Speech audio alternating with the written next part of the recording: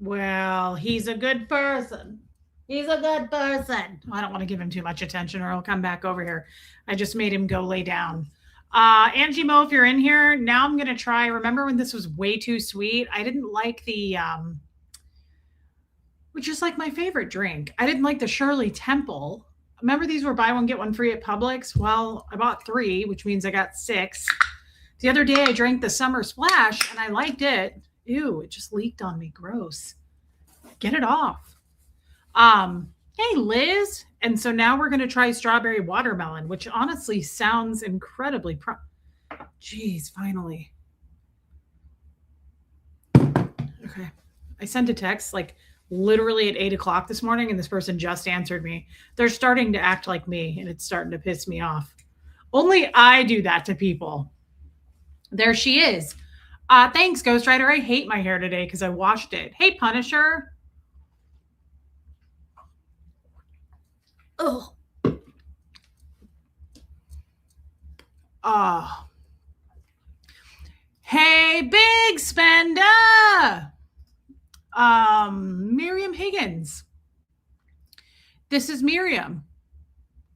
Right, because your name says it, babe, but thank you for telling us. I don't know that I've met you before, but I love that you're here. No one, nowhere. What's going on with all the names of people I don't recognize? I love new people. Hey, Lumen, what are you doing down there? Why don't you sit up here? There you go, Ginger. The higher the hair, definitely the closer to the Lord. Fostering a big dog today, I'm sorry to hear that. Look, I love dogs, but big dogs, and I'm not going to name any names.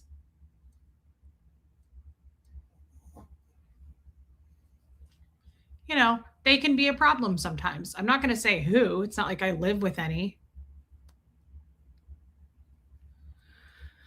I feel like I look like a really cheap, like just the cheapest prostitute you can buy. That's what I feel like I look like today. I met you a couple of months ago. You're going to have to be more specific, Miriam, but I love the name Miriam and I would love to know more about this meeting. Ghostwriter, don't tempt me and don't lie to me about things. Hey, Dee. Hey, mods. Is that Joanne Hawley? Sure is. There's Robin Miners. There's DS Kitty. Don't be sticking up for him if you know what's right. Hey, Armine. Online. Like on a dating app?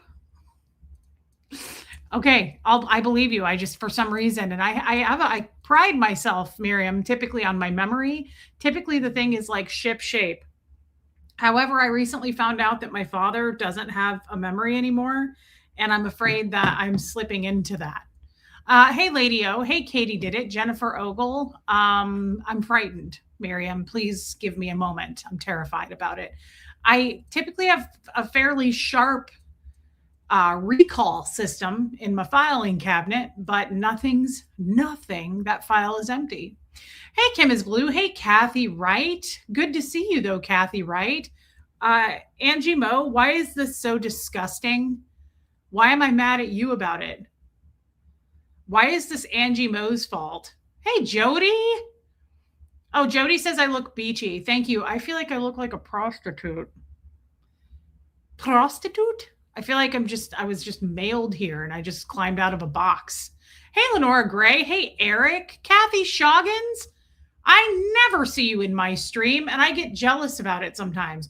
You're all over in Nora's. You're all over in Lindsay's. You never come see me. Welcome, Kathy, and I hope you don't leave. This is disgusting. Tommy, I have to talk to him. He's in a clinic right now. Dang, Rabbit Flea. That's what I want to hear. Be more like Rabbit Flea. Jennifer Folsom. Hey, Marie Marion. So he's getting some treatment right now. He had some issues with his new medications. Thanks, Dee. And he's going to be going home here shortly, and he's going to text me when he gets there. Karen Tootie Greenie. Wait, I never mentioned those drinks until you drank them on stream. I know. I'm just wrong targeting you. Do you know that's what Scientologists say? I don't know if you guys say that in the real world. That's how you, hey, Tiffany Murphy, you would say that. You'd go, I'm just wrong targeting. You're wrong targeting me. I'm just wrong targeting you, Angie Mo, and I'm sorry. It's actually wrong targeting is a attribute of a suppressive person. That would be me. Whoops. Hey, Sage. Hey, Cindy G. Well, I'm just jumping in as well, or am I? Because I don't even remember people that I met a month ago, Cindy G. I can't even recall Miriam, and I'm upset about it. Kathy just became a member, so she signed the contract and she's here to stay. Thanks, Angie Mo. Sorry again. Thank you so much, Kathy Shoggins. Memberships are very kind and helpful. Do we know anything yet from all the tests? Hey, did I say hi to you, Chicago Jane? Hey, Styro. Alicia. Alicia, I missed you last night. Hey, Kathy, I feel better than you do. Trust me. I was starting to feel incredibly left out. Hey, Vince, do we know anything from the tests? Not really. I wouldn't say that we really do. The only reason I'm kind of answering like that is because I have to have a conversation with Tommy. I haven't really talked to him, funnily enough. I know that's odd because MJ, all I've been doing, Jamie Palmer, is, just shopping and not worrying about Tommy in the ICU. Well, he knew this when he met me, right? It's not like things have changed. Hey, King's Kid, Rip Curl, you're back. The reason I'm answering this weird is because the last time we talked, he said that basically there's going to be like a long-term plan where he has to have more tests. From what I know of this guy, Tennessee girl, I got to say this though. With doctors, I either want to love a doctor or move on from that doctor. Like, there's no in between for me. You better be have a really good bedside manner, be super respectful. Hey, Susan Trigg. Exactly, Miriam, other Miriam that I know. And this doctor in Ecuador I don't know the guy, but he's a cardiologist. And from everything hey, Nancy, everything Tommy has relayed to me, I love the guy. Like, he seems to be exactly the sweet spot of a doctor that we want. He's kind, he's caring, he speaks perfect English. He's just very knowledgeable, and he seems to be hitting everything like spot on. I like a doctor that actually knows what they're doing too. That's also, pretty important for me.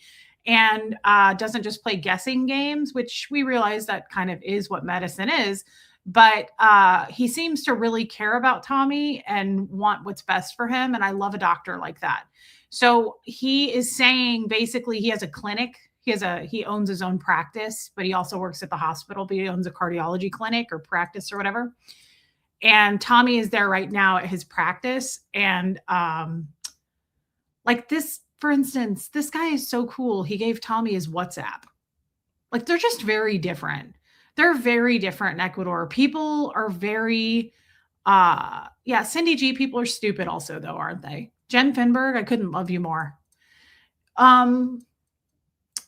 They're way more personable there. And I feel like in Ecuador, you're not just a number like you are here in America, which I don't know if that's America's fault or not. We're just overly packed. Like, there's just, it's like going into a restaurant and they're like, yeah, we can put your name on the list. There's a 4-hour wait. So what's the name? And you're like, oh, sure. No, I'd love to go sit in my car for 4 hours. Not going to happen. Right. Hey, Iwa, I'm glad that your meds are meeting their needs. Hey, Noel. So Ecuador, I feel like you walk in and they're like, oh no, we can totally accommodate a party of 8. Have a seat. It's just very different there. People are really kind and they actually seem to care. So this cardiologist, I really like him, and he seems to be treating, okay, Christine. Yeah. Hey, Laura Lou. They seem to be treating him like a real person that matters, and they're really taking it seriously. So down the road, what I know until I talk to Tommy and figure all this out, thank you, Noel. Down the road, Heather Huckleberry, he may have to have some kind of a surgery on his heart.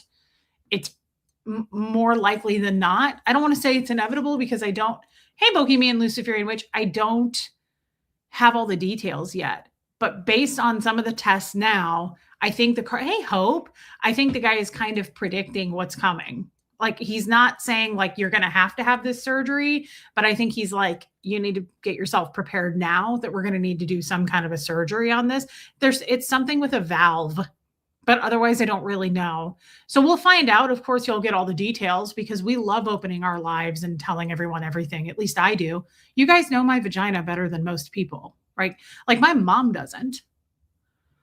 Hey, Randy, Susan Trigg, Greenie Fund. She needs more greenies. And thank you for doing that. It's doing the right thing. You're doing the Lord's work. Hey, Maria. Hey, Kirsine. Hair is looking great, Reese. Thankful that Tommy is in good hands. Thanks, Rip Curl. I hate my hair today. I look like a damn prostitute, but not in a good way because we've seen prostitutes that are hot, right? Like everybody knows. I feel like I look like a cheaper one, just like a low down version that's just like, like there's no velvet rope at all. You just anybody can get in. Uh yeah, Joan Marie. Thank you, Joan Marie. Karen Tootie Greenie, you're so cute.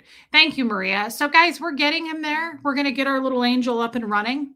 And we will because Ecuador takes care of their people. Okay, well, can we get an answer on this? Like, I fucking texted 9 hours ago about it. TikTok. Okay, nothing's free. Okay, thanks, Lady O. Hey, Charlene, I haven't seen you in a long time. Yeah, like a Timu prostitute. Exactly. Like just the lowest kind. Thanks, Punisher. You have awesome hair no matter what you do with it. I mean, when you get your hand and put it to the side, it's gorgeous. It's thick and beautiful. Maria, thank you. But I don't feel like it's thick at all. I want it to be thicker. I want like thick mermaid hair and I want it to go past the boobs. Let me put your comment. Hey, Leslie, where have you been? I've missed you. What kind of tank tops do you wear? I like the wide straps. I just got this at Target. I don't know what this is. And it's a little cropped. Oh, Tennessee girl, that was you. Thank you for supporting small business. Thank you. That was a cool hat.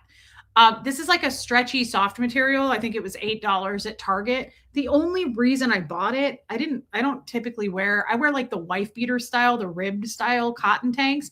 I only bought this because it's a raspberry color.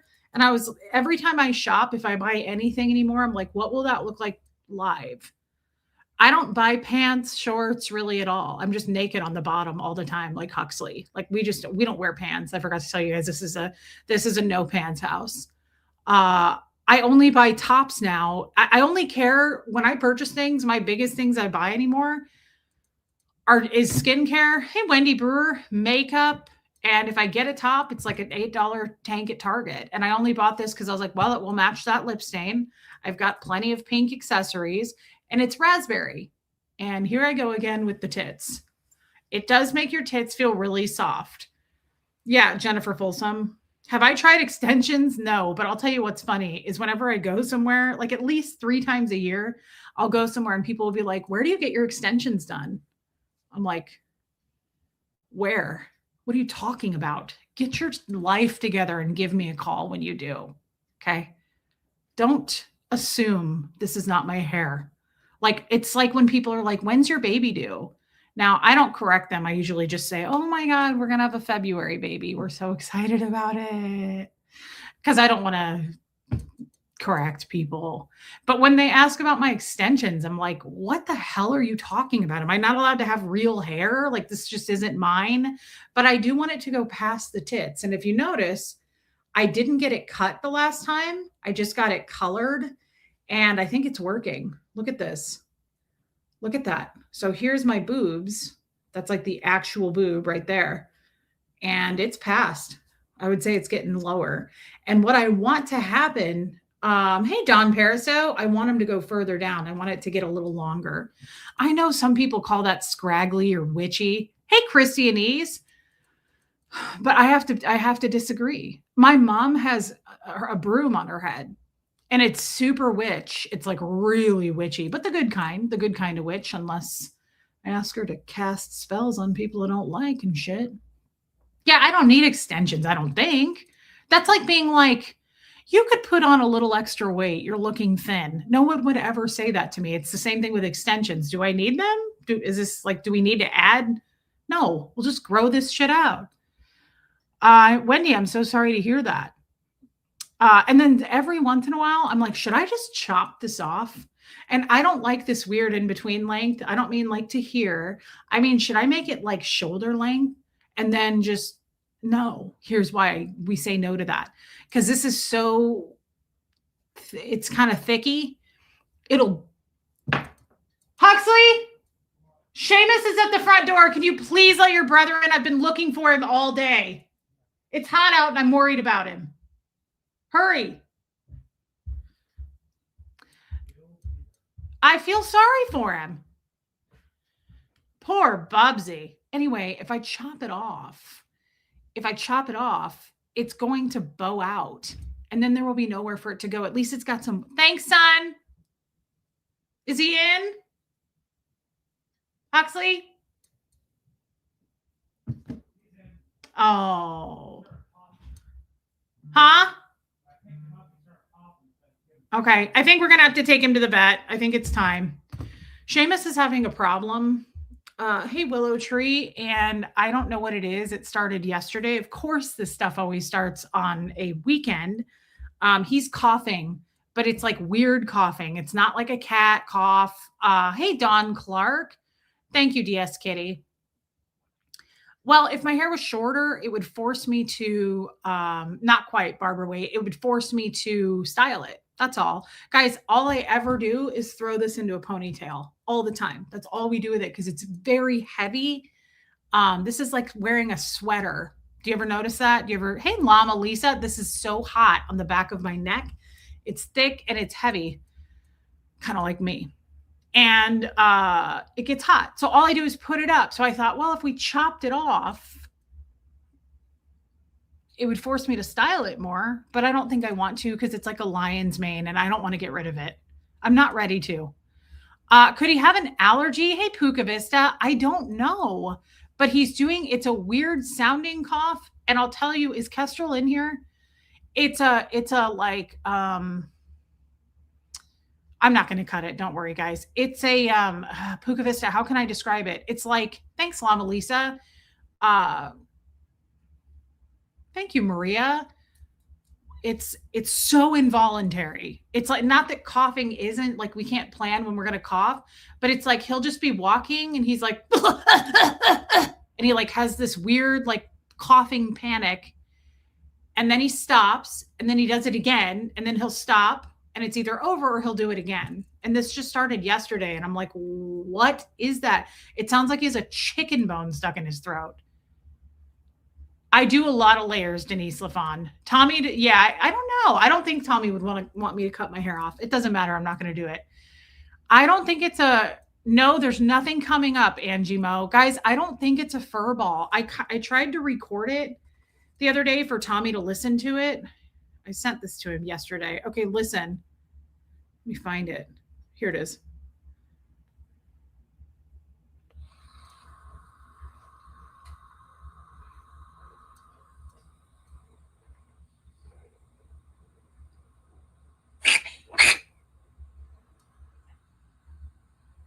Is that even a cough? It's like this. Oh, he needs to listen to his heart. Maybe a respiratory infection. Miriam Huxley's doing great. He's doing really well. He has a job and he loves it. Could be a piece of grass. Hey, Anna Banana. I know, but Miriam, he's been doing it now. Hey, Lachlan. Good to see you. He's been doing it now it started like yesterday afternoon. It's not a sneeze. Have you ever heard a dog do that inside out sneeze is what I used to call it. My Chihuahua did it all the time. Yes. Like an inward sneeze where they're like, that's what he's doing. It's not even really a cough. It's like, he's like, he is pushed in snout. Yeah. It's like that. It's like I used to call my Chihuahua. Gary used to do it all the time. And the vet was like, there's nothing you can really do about it. That was my Chihuahua situation.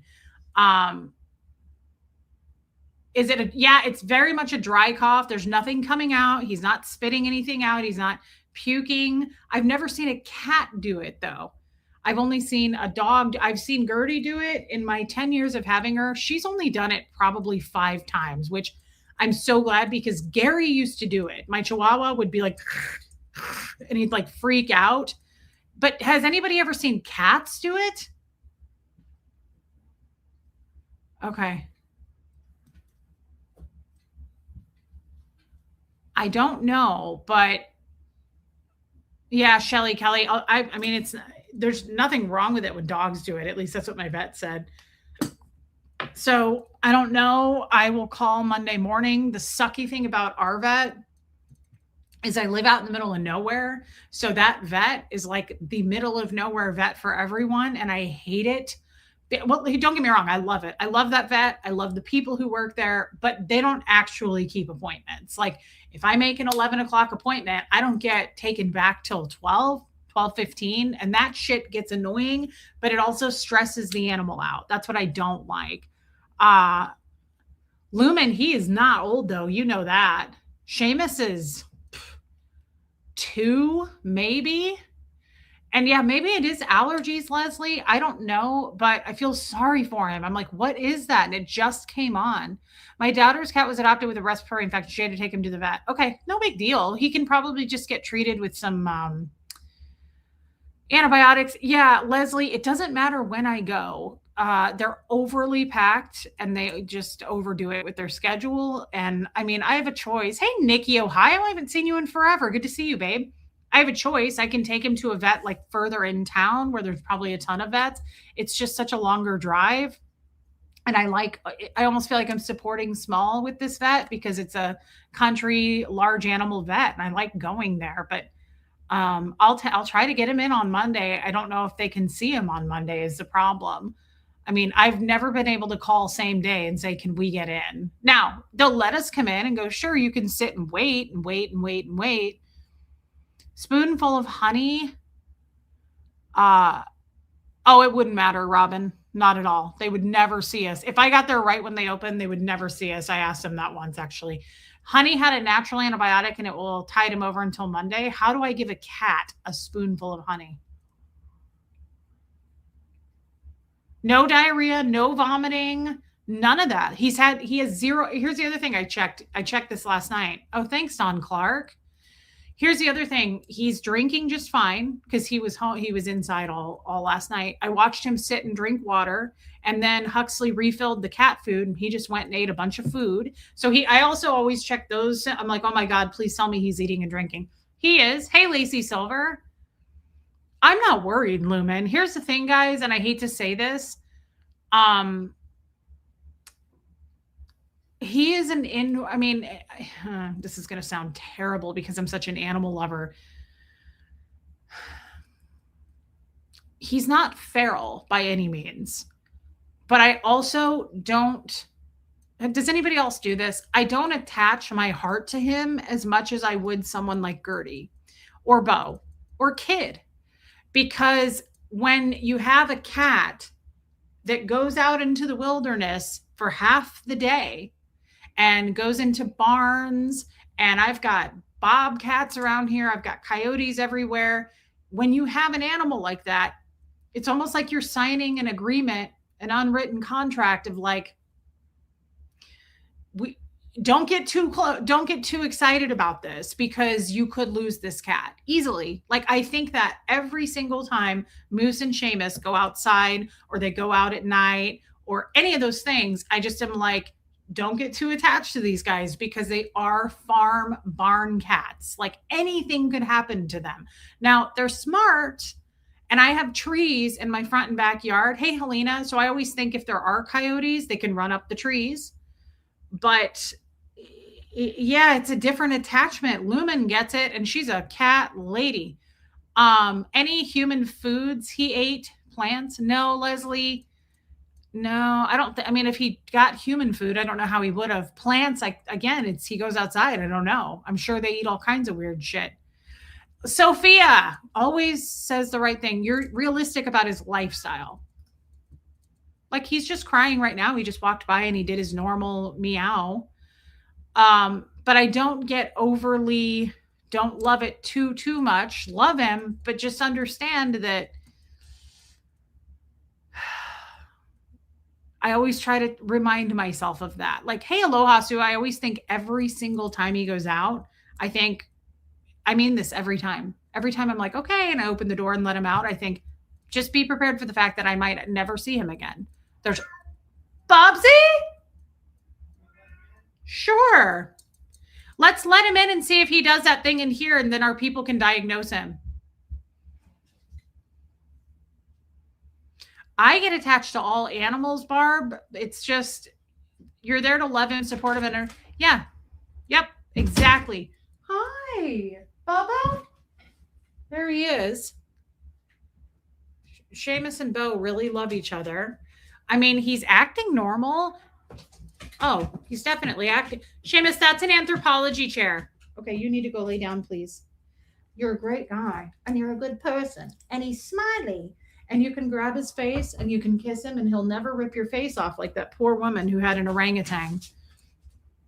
See what I mean? Now, if he were acting like, if he had really bad, as much as I hate going to the vet with sick animals because it's like $400 off the bat, if he were acting like he was really sick or something, I would have taken him already to Blue Pearl. Blue Pearl knows me at this point in my life.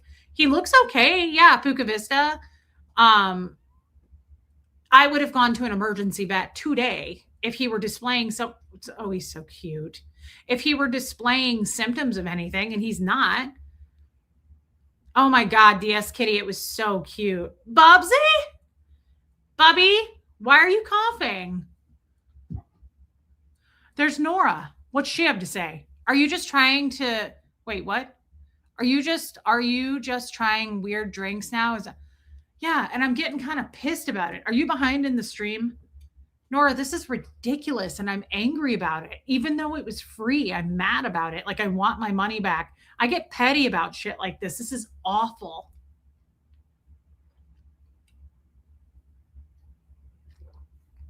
Oh my God.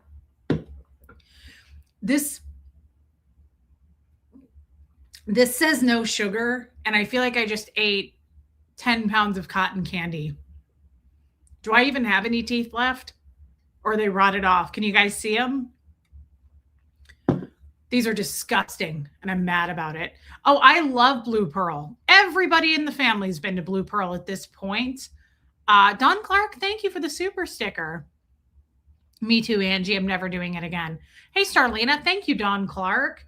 I only opened this because I was trying to get some extra energy. It's called Bloom energy drink. And it's like, the fancy rich people kind. It's not, for instance, I've never had a Monster drink. I've never once in my life tasted Red Bull. I don't drink almost anything besides water and 1 cup of coffee in the morning.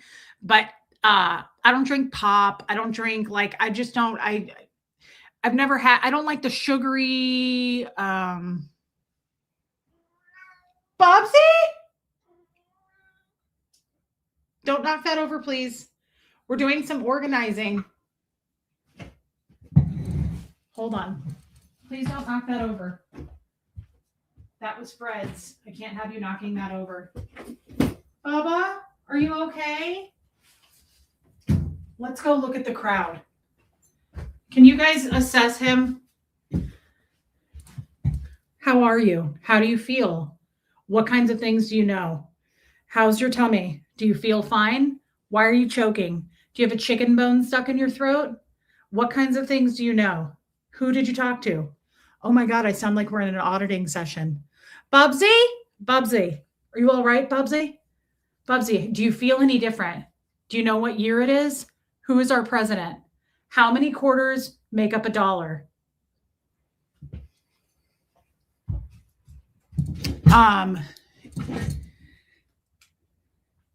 He would hide if he were really sick. Hey, Vicki Andrews.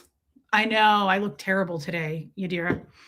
Am I fucking seeing things? Are you serious right now? Damn, Alicia. Alicia sometimes just gets a wild ass hair and she's just like, make it rain. Sometimes Alicia's just like in a casino and she's like, here you go, Reese, go get some undies. And then sometimes she's like, take this, Reese, get yourself some Clearly Canadian. I do love Clearly Canadian, but I also love Alicia. And sometimes she shocks the shit out of me on just a random Saturday night. And I ain't got nobody except Alicia. Thank you. And please don't go broke giving me your money. Okay. Just control your finances. And I know you do, girl. Thank you. Lisa, welcome in. Reese, my chat at the end wants to do a pets against ASL stream. Do you want to co-host that with me and we can just talk about people's animals for a few hours? What a fascinating tale. No pun intended.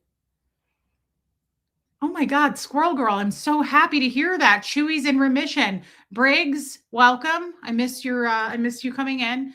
Nora, I need more details. I don't know if I'm just slow. I don't understand what you're asking me. Let me reread it and use my words. My chat at the end wants to do a pets against Aaron stream. Like, are we going to show up at his house with our pets and like let random dogs, cats, and like little baby birds flying in? Hey, Lupita. People are sending me pictures of their dogs and the dogs' names. It would be like me and you doing a We Rate Dogs, but it would be all pets in real life. Okay. But what does that have to do with Aaron? Understand. So we're going to judge people's animals, which we all know they're all going to get a 10. Every single animal I see, I'm not going to be like, no, that one's ugly. Don't do that with children because I'll be real honest about that shit. I'll be like, your kid's ugly. Sorry, I'm going to give that one a 3. Okay. You might want to put maybe put like a brighter color on it. I won't do that with animals. So what's the point? How am I going to judge an animal? Every single one is going to be a winner in my book. Every single animal is the best. There are no mediocre ones, but I would rather do it with people's kids or husbands. I'd be like, oh shit. Ooh, girl. Wait, can I see the before and after again? That's where it's at. But sure. I mean, yeah, I'm totally up for judging. I mean, I never judge people. Marilyn. Yeah, your baby is so cute. I like how it's growing a tooth underneath its tongue. I love people who are like, can I show you 16 pictures of my children? I'm like, I don't know, Betty, that I'm the best person you're going to want to do that to. Okay. Because I'm going to laugh. It doesn't really have anything to do with him. Somebody just thought it would be a fun idea for a stream. I think it'd be hilarious and a lot of fun. Okay, that makes all the sense in the world, Nora. But for some reason, you said judging against Aaron Smith Levin, and I was like, why are we? I mean, he kind of looks like a hairless cat. Now that you mention it, like, are we comparing him to certain animals? Like, you know how Adam Driver looks like that one cat? Like, I could see that a little bit of like a Chinese crested, perhaps. I could see that. I could, if I compared Aaron to like a dog breed, I'd probably call him a Chinese crested, which to me, those are adorable. Okay, Vince. Hey, Franklin. Oh, okay. I didn't understand. That just made no sense to me whatsoever. Okay. Yeah. Nora, I'm honored. Okay. I'm honored. And then maybe we start with the animals. And then the next week, people send in pictures of family members they don't like, and we can roast them. And I can be like, oh my God, look at that guy. Like, that would be fun too. Does Aaron still have a dog? You know, Lumen, I talked to him this morning. I talk to him every day, and I have no idea. Although he had a really cute dog. Aaron had a really cute dog. What was its name? Wasn't it like Throw Pillow or something? I can't remember that dog's name. Yeah, I would love to. I would absolutely love to. No comparison to him. These are the pets who are our friends. So we're going to look at our pets' friends. We're going to look at our pets, friends of our pets. Did I say that right? Why am I suddenly struggling to talk? Nora, you really threw me for a loop.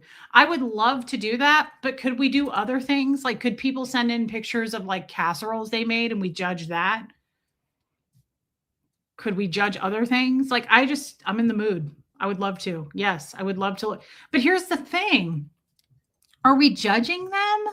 We're not going to judge animals. That's never going to happen. I'm never going to be like, ooh, that's an ugly dog. I don't, uh, it's never going to happen for me. Every single, any creature under the sun that's not human is adorable. So I just say, Nora, we'll have to do it on your channel because I don't know. I have to show people stuff on my phones because I don't know how to put pictures up. But yeah, I would love to. You know what else I was thinking about, Nora? You know what would be fun?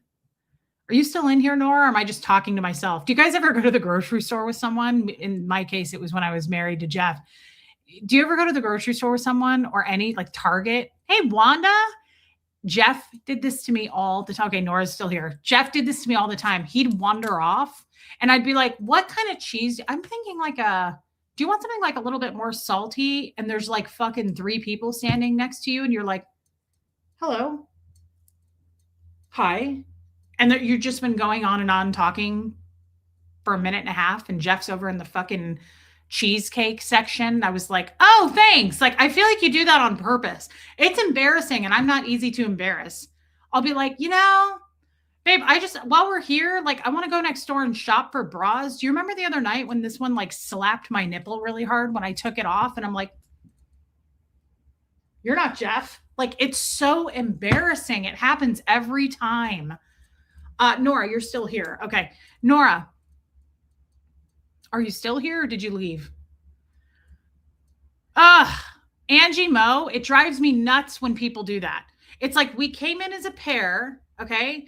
And then all of a sudden the person fucking strays off to the chip aisle and you're like, sometimes when you're going down on me, I just feel like, and I'm like, oh my God, where did you go? And then you also look crazy. It's like a double whammy. You're like saying something embarrassing, but you also look like you came there alone and you're just talking out loud. Or you're like, sometimes I feel like I smell more when I'm on my period. And you're like, hi, my husband was here a second ago, I swear. That's a great turtleneck for you.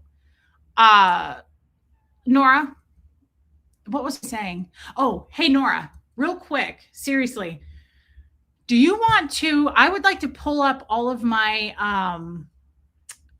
files on, it's hundreds. It's like 400 screenshots. So it's a lot of content of that. Oh man, Barbara Waite, of that Scientology mom group, that Facebook group that I was in. Do you remember I used to do some of that with Aaron and then I forgot Aaron and I are no longer friends. So do you want to do some of that content? Because I would love to pull it up. And I want to do that with you. Not because I just also love you, but you're the only other are you the only other ex-Scientology person I know that I talk to?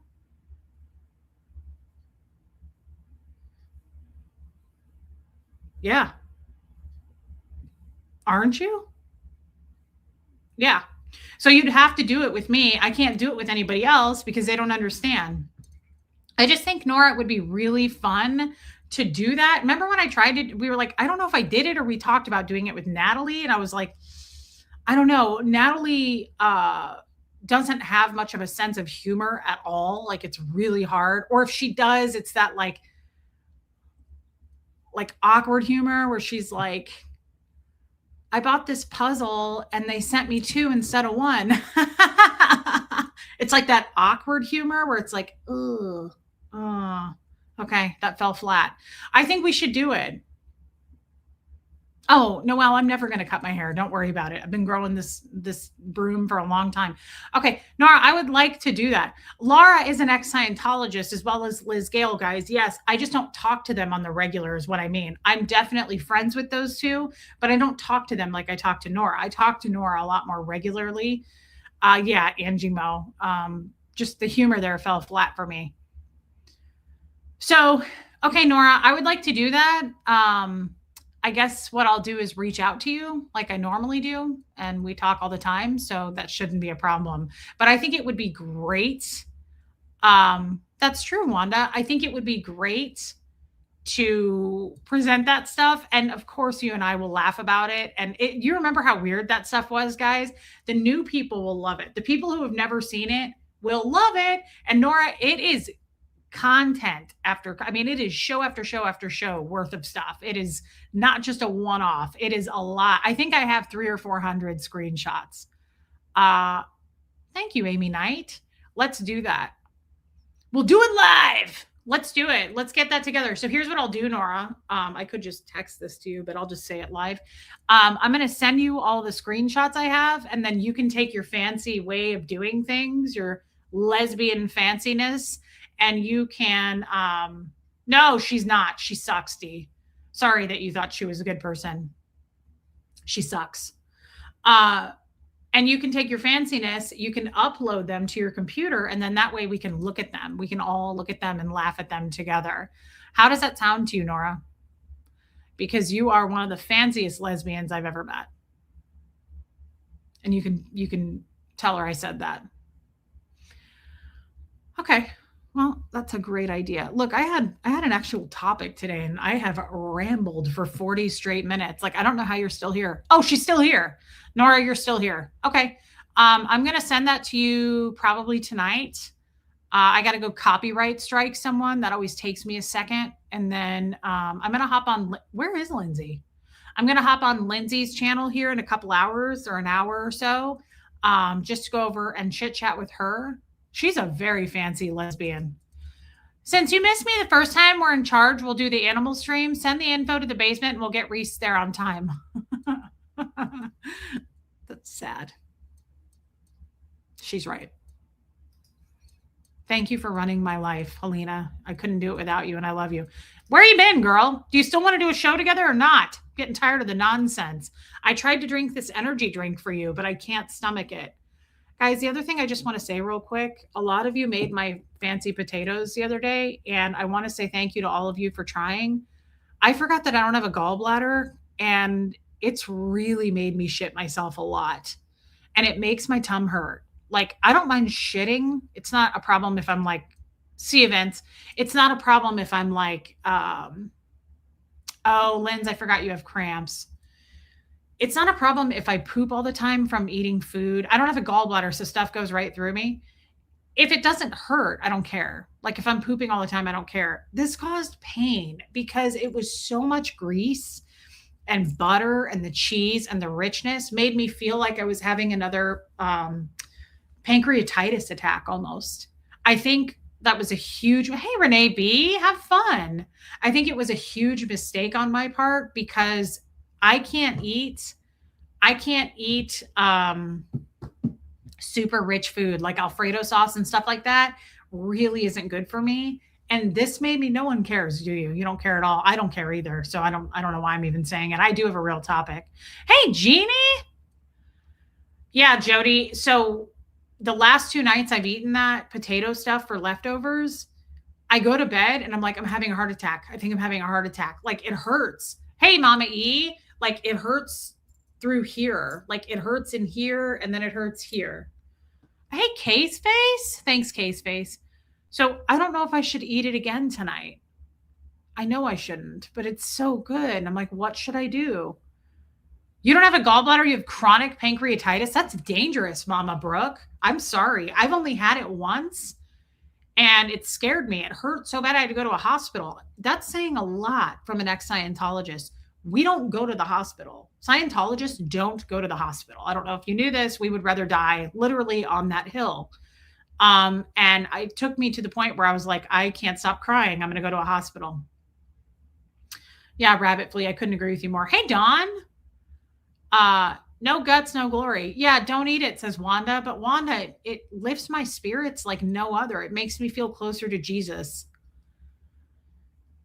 Probably Lumen. Yeah, I would. Mama E, why do I keep calling you that? Erica, I think I'm going to make that again with the butter and cheese, but with broccoli and cauliflower. I think I can process that better. I could be wrong. I think I'll do less cheese and less butter this time, but I love broccoli and cauliflower. I'm going to try that in the crock pot. Jojo, where? Hi, Jojo. Okay, let's talk about something real quick because I have something I need to say. Night, we. It hurts, right? Shelly Kelly, it's worth it. And if it takes 10 years off my life, I'm like, I don't know. It made me really happy. I saw my future in that butter. I know, Robin. Thank you for your super chat. It's true though. It's like painful. I would really love someone to teach me how to screen share. Shameby? Hi, Bubsy. I think he's not in poor shape. My husband is newly diagnosed with pancreatitis. Do you have any suggestions? No. I was love you, Jojo. I was given hydrocodone for that, and it really rocked my world in such a good way. I slept better, and it took the pain away. But there's nothing you can do, my doctor said, for pancreatitis other than don't eat what I just ate. So he would say, like, no rich foods, no buttery foods, no spicy foods, pretty much everything I eat on the regular. Like, really, really boring shit. Like, basically, if Marilyn Honig were a food, that's how you want to look at it. Like tofu, right? Marilyn Honig is tofu, but like she's also like rice, toast. Like nobody wants to eat. Marilyn is all the shit on the table where people are like, I don't want that. Like there's no flavor to it whatsoever, and it makes you want to just starve to death instead. Um, okay, I have something I really want to say though. Oh yeah, I remember what it is. Yeah, case face exactly. Like if it cuts down on your lifespan, so what? Right? Eat the potatoes. Smoke those cigarettes if you're Vicky Andrews.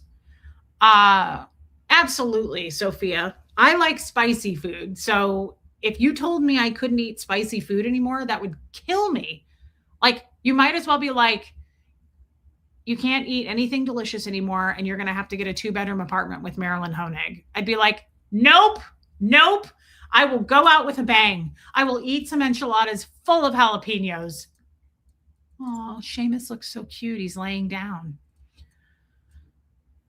Yeah, pizza, deep fried foods. Yeah, basically everything everyone eats around here in Tennessee is what I try to avoid. Marilyn Honig is a rice cake. Rice cake Honig. Yes. Okay. Guys, I have something serious and it's sad and it makes me depressed and stressy and sad. And again, I think it's just my period, but I've got to get this out. So I've been thinking about the Lindsay thing lately. And I've been thinking about the Nora thing lately. And when I say the Nora thing and the Lindsay thing, you might think, oh my God, what is she talking about? Like, what's the tea? Spill the gossip. No. I have, and I mentioned Lindsay and Nora. I have other friends that I'm incredibly close to and love, but you all know Lindsay and Nora because they are also content creators. Like, don't get me wrong, there's a whole list of people in here that I feel the same way about. Hey, Vicky Andrews is in here. That's horrible, Vicky Andrews, and you're a really healthy eater. That's why you can smoke cigarettes because your doctor's like, you eat so healthy, it balances and cancels each other out. That's probably what happens. Plus, she could never quit smoking because she's an oracle. Vicky Andrews is literally like,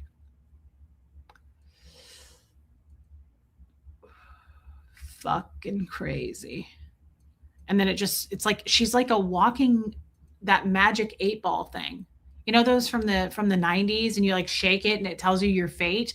That's Vicky Andrews. You're like, what's she about to do? And she goes, I get it. That's fucking crazy. And you're like, oh my God, why didn't I think of that? It's so intelligent. You have no idea. Happens on every Zoom call if you want to join. Yeah, she doesn't have heart issues. She's going to live forever because she eats really healthy. So what if she smokes a pack a day? And she smokes the ones that are like this long too, which are kind of neat to watch. It's almost like a circus act. She lights that thing and I'm like, that's longer than my floor lamp. Like, does anybody else notice? It's crazy. I'm so sorry, Vicky. It's crazy long cigarettes. And she's just like, I'm like, do you need 2 hands for that? And she's always like, fucking crazy. Like, I'm like, is that too heavy? Are you all right? So let's talk about yeah, she smokes the 120s. That's what they're called, the floor lamps. Vicky Andrews literally smokes floor lamps. It's insane. I've never seen anything like it in my life. It's very entertaining in the Zoom call if you haven't been there. So I thought of something about Nora and Lindsay in particular, and I enjoyed it too, Jody Edwards. Guys,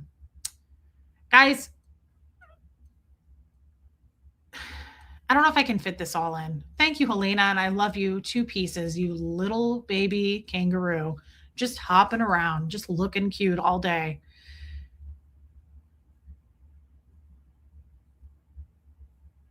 It's hard to explain this. It's hard to put this into words. Hey, Trace.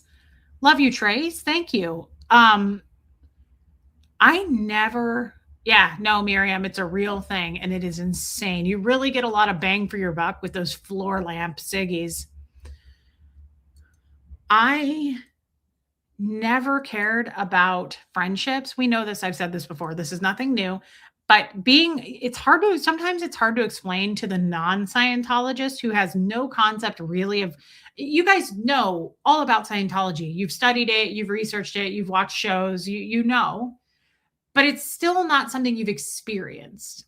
Am I right? Like I'm not trying to dumb down what you know, but it's also like you can tell me all about how you were in a war in World War II, but I still wasn't there. Is the kind of a thing I'm trying to say. Like we know that cancer sucks because we've seen and lost loved ones and all that, but we still haven't experienced it, I guess is what I'm trying to say. So it wasn't, I just didn't want to come off as like being disrespectful or insensitive to you guys. You definitely know the ins and outs of Scientology. I could probably quiz you on it and you'd pass. But thank you, Joanne Holly. But it's sometimes hard for me to verbalize and communicate exactly what I'm trying to say. Like the night and day difference of what it's like in Scientology versus being out in the real world. There's some things that are like, it's not that different. And there are some things that are like, oh my God, it's like I feel like I'm on a different planet. It's like a different universe being out here versus being in Scientology. It's almost opposites. It's almost opposites.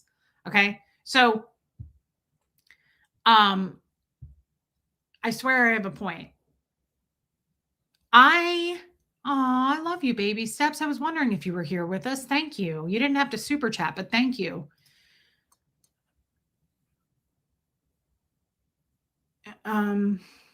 This is kind of sad. Okay. I'm just going to say this. This is kind of sad.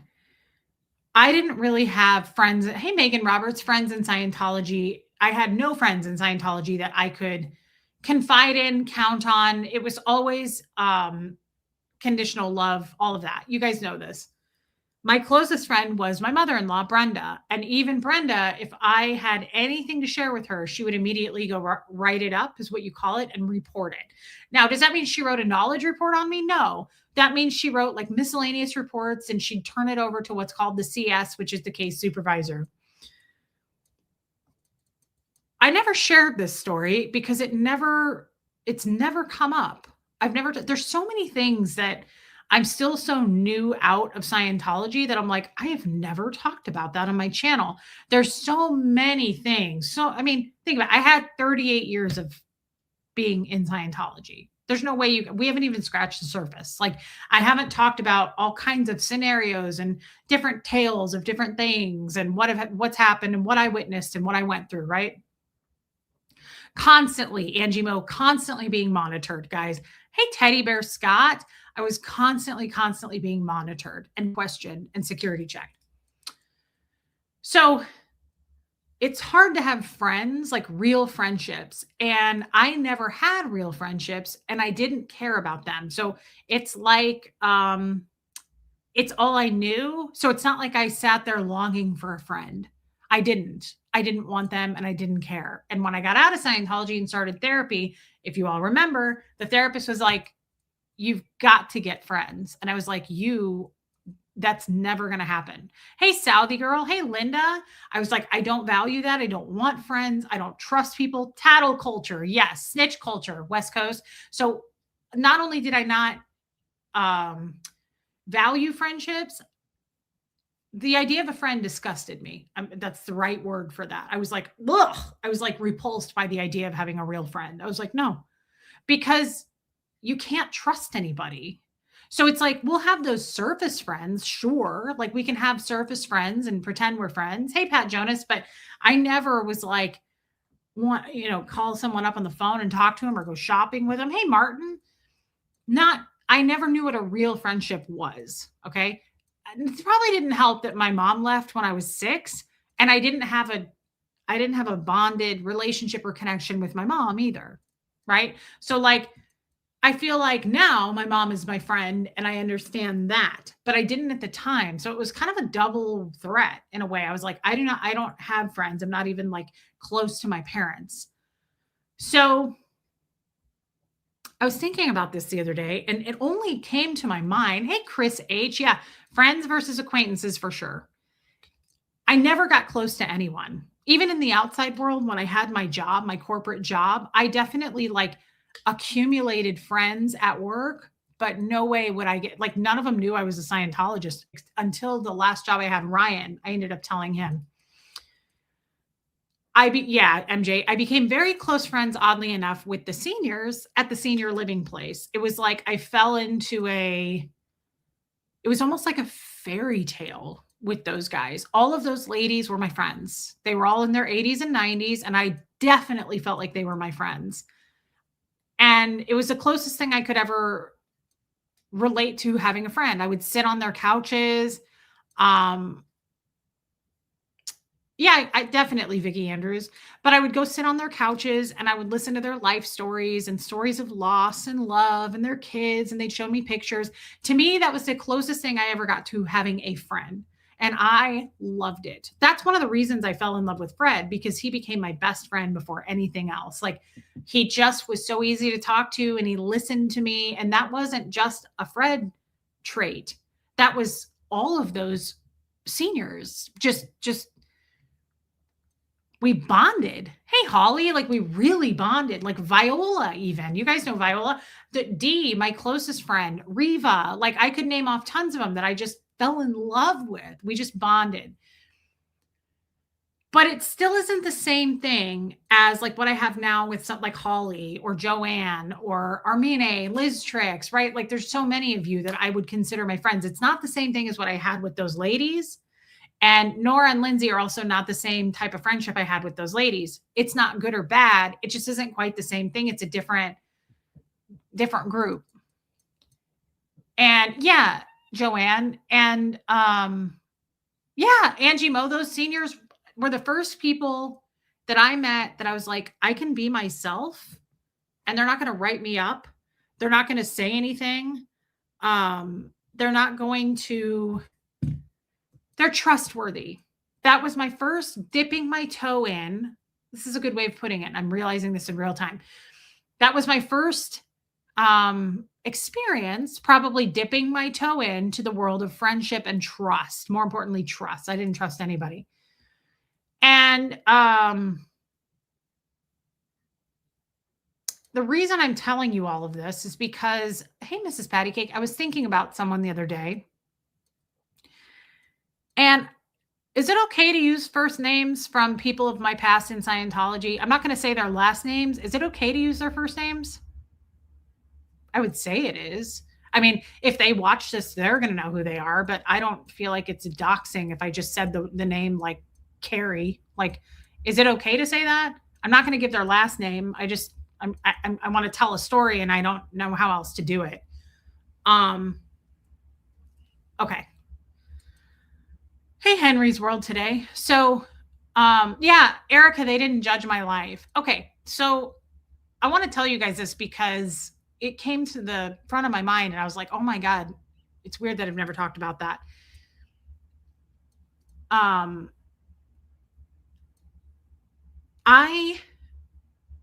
Yeah, case face, good point.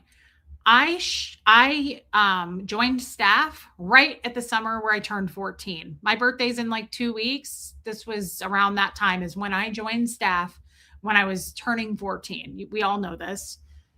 When I joined staff, there were everybody was pretty much older than me, except my first husband, Huxley's dad. His brother Sam was on staff, which was weird. He had joined staff at a very young age. I think I was 14, he was 12, and he was already a fully trained auditor. Okay. He was already fully trained. He had been on staff and trained all this time, like probably starting at the age of 6 or 7. And he was auditing full grown adults for money on staff. Wild. Everybody else was pretty much older. Okay. Staff member wise. And there was a guy who got a close group of friends when I was on staff. And all these were the people who bought my cigarettes and all of these people. Like one of them was Dan O'Connor. We can use his first and last name because we know his sister Kathy was one of them. There was a really, really cool guy who joined staff. He's still Facebook friends with me. He is a really cool, um, I loved him. I would love to get him on my show if I could. I'm going to ask him. He's in like movie production now. His name's Jermaine. He was this like really, really large dude. He was huge. And when I say huge, hey, Aunt Nene Hobbs, that's okay. Welcome in. He was probably 400 pounds, but he was super like athletic, which is so like you wouldn't think that, but he was a black belt. He was always like, he joined staff. So he walked in off the streets, Jermaine did. This is so wild to me. There's so many people I made friends with in Scientology that walked in off the streets when I was on staff. He had no concept of Scientology. He walked in and joined staff and he stayed on staff and he liked it. And he had a day job, but he would come in and like, he loved me. Like he just loved me. And he was like teaching me like stuff, like how to defend myself. And I just loved Jermaine. He was such a cool guy. He was hilarious. He made me laugh all the time. He was one of them. There was a woman named Molly who came down from the Minnesota Twin Cities org. And then there was a guy who actually got an apartment with Jermaine, and his name was Warren. Okay. Warren and I bonded just like almost like Aaron and I bonded. It wasn't sexual, it wasn't flirty, it wasn't any of that. It was just brother and sister. Like, what are you doing? Let's hope he lays down. Bojangies. Bojangies. We're in the middle of a show here. Oh, he's a good person, though. Warren. Okay, Bobo. We love you, and you're smiley, and you're a good guy. You're a friendly person. That's for sure. He's a very nice man. He went to Harvard, and he went to Yale, and then he went to Johns Hopkins University.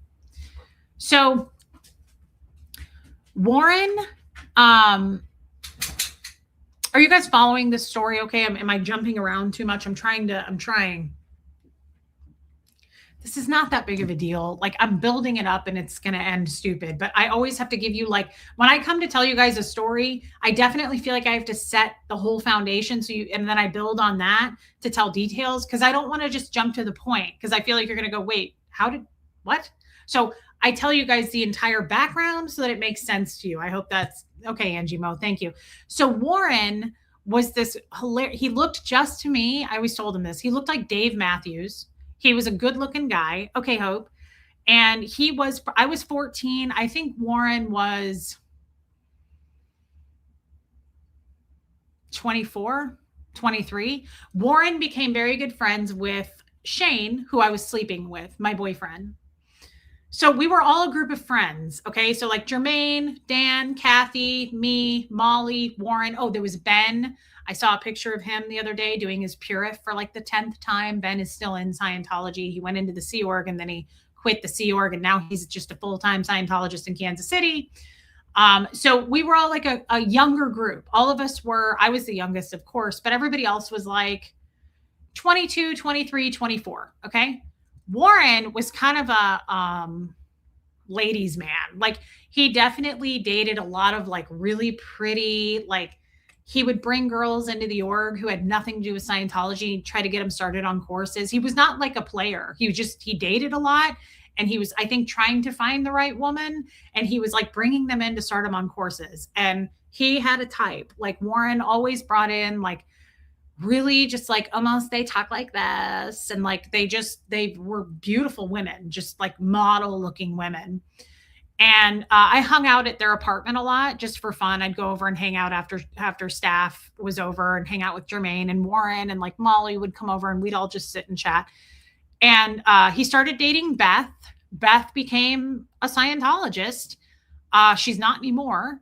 But Beth was a really cute, tiny little petite girl that had a son who was like 5, and she was a single mom, and Warren dated her, and I liked Beth a lot. And I ended up working later in a dental practice where Beth was the manager, which was crazy, but it was a Scientology dental practice. So, not really. This is all side notes. Okay. I'm rambling now. Warren and I were very close friends. He was one of my very first friends. Okay. I bonded to Warren because I was 14 when I met him. And he stayed friends with me until I was 38. Close friends. Like we really liked each other. There was a woman who joined what's called the TTC in the Church of Scientology on staff. The TTC is the Tech Training Center. Why does center not feel right? The TTC.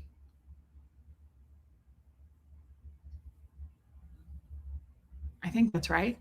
Went blank on that for a minute. The TTC is where Sam first started. Hey, Autistic Margot, the TTC is where Sam, my ex brother in law, started staff. I never wanted to join the TTC. So the TTC, you join staff and you sign a 5-year contract. You have to sign a 5-year for the TTC and technical training core. Why did I say center? Thank you, Mrs. Patty Cake. The TTC is a tech training core, technical training core. I don't know why I said center. Thank God I said center. I love how I've only been away for 3 years and this shit's starting to fade. Thank you, Lord. Okay. So I never wanted to be on the TTC. From 9 a.m. to 10 p.m., you're a staff member training, and that's it. They do nothing else. They don't do anything else. They're simply training to do whatever posts they're going to do. Most people who join the TTC are training specifically to be like an auditor or a supervisor, like something big, something on the tech side or I don't want to get too technical here. Let's stop. Okay. This woman, hey, Marissa Martin, this woman joined the TTC from Narconon, I believe. She came from Narconon.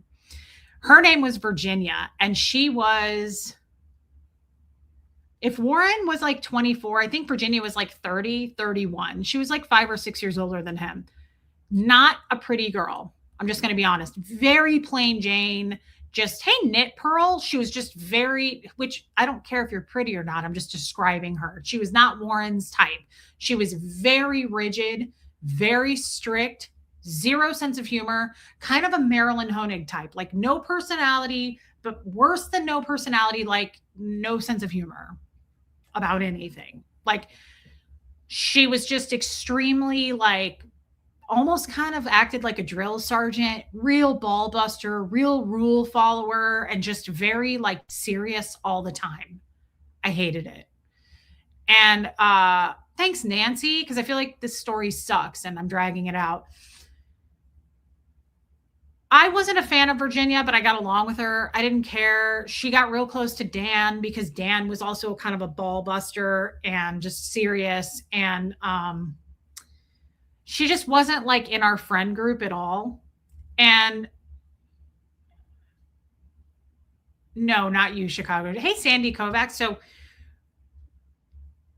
Warren broke up with Beth and started dating Virginia. And not just me, but like our entire friend group, everyone was like, why? Like, why? Like she just was, I don't even give a shit what let's say she looked like that because she was not pretty and she was just plain fucking boring looking. If she was hilarious and funny and nice and kind and like had some personality, no one would have cared. But she was like hardcore Scientologist, like the mean kind, but in a younger body. She acted like the older mean ones. And I always went by Reese. I've gone by Reese since I was very, very little. My dad started calling me Reese because my real name is Marisa. Okay. Nobody ever says my name right. They say Marissa. That got old, and it gets old even now. If I go somewhere, like when I go to my doctor's office, they'll be like, Marissa. And I'm like, oh, it's not my name. This woman always called me Marisa. And it was so weird. It's like she read like somewhere in my PC folder that was my name, which I didn't care, but it was like she was trying to make a point. And she always walked around like she'd stand like with her hands in her pockets. And she always had this like weird, like a wall up. She tried to make herself like not warm and very not welcome. You know how people do that? Like their body language. Hey, Sikorsky, you know how people like use their body language to be like, they try to like be cold looking. She always did that. And she'd walk by me and she'd be like, hey, Marisa. And I'd go, Virginia, No one calls me that. I mean, you can call me that, but it's weird that you call me that because literally everyone here calls me Reese. And she'd be like, I got it, Marisa. And she'd like try to use her Scientology tactics on me, which is weird when some Scientologists will do that. They'll be like, I got it. I understand. It's like, yeah, ethics presence, big time. She'd always try to do the ethics presence. He's doing a little bit better. Thank you, Midwest girl. So she just didn't fit in with the rest of us and it was awkward. Okay. They ended up getting married and all of us were like, why? They dated for like 8 years. And she finally, I mean, this is according to a few people, but also Warren told me this. She forced him to marry her. And she was like, we're getting married. Like, that's it. We're going to seal the deal on this. Hey, Wine, he never wanted to get married. Yeah, well, that's where we're going with this Wine. He never wanted to get married. And she was just like, she was always in control and just, hey, Cruel Spark, she just pushed him to do it. And everybody was a little surprised. And we were like, Warren is such a free spirit. And he would always say, like, I don't believe in marriage. I don't want to get married. Like, it's just a piece of paper. He was just such a like, cool, flowy, like hippie type of guy. And she kind of just forced him to do that. And she was also the type of Scientologist that overused. You know how in the real world, I learned all of people overuse the word like narcissist. People use it a lot. And I'm like, okay, we get it. She did that in Scientology, but she overused the Scientology word 1-1. Well, thank you, Sikorsky. She would constantly label people 1-1 on the tone scale. 1-1 is basically where it's like, if you can imagine someone like smiling with a knife behind their back, it's covert hostility. 1-1 is like the meanest thing you could call someone in Scientology. And she did it all the time. She'd be like, well, aren't you being 1-1? And I was like, no one talks like that. Like, you're the only one that talks like that. Really annoy me.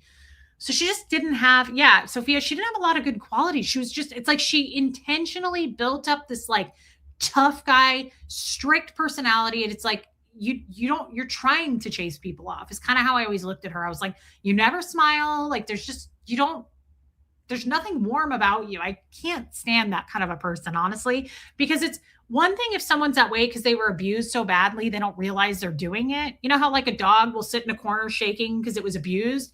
That's one thing. Okay. And that's horrible.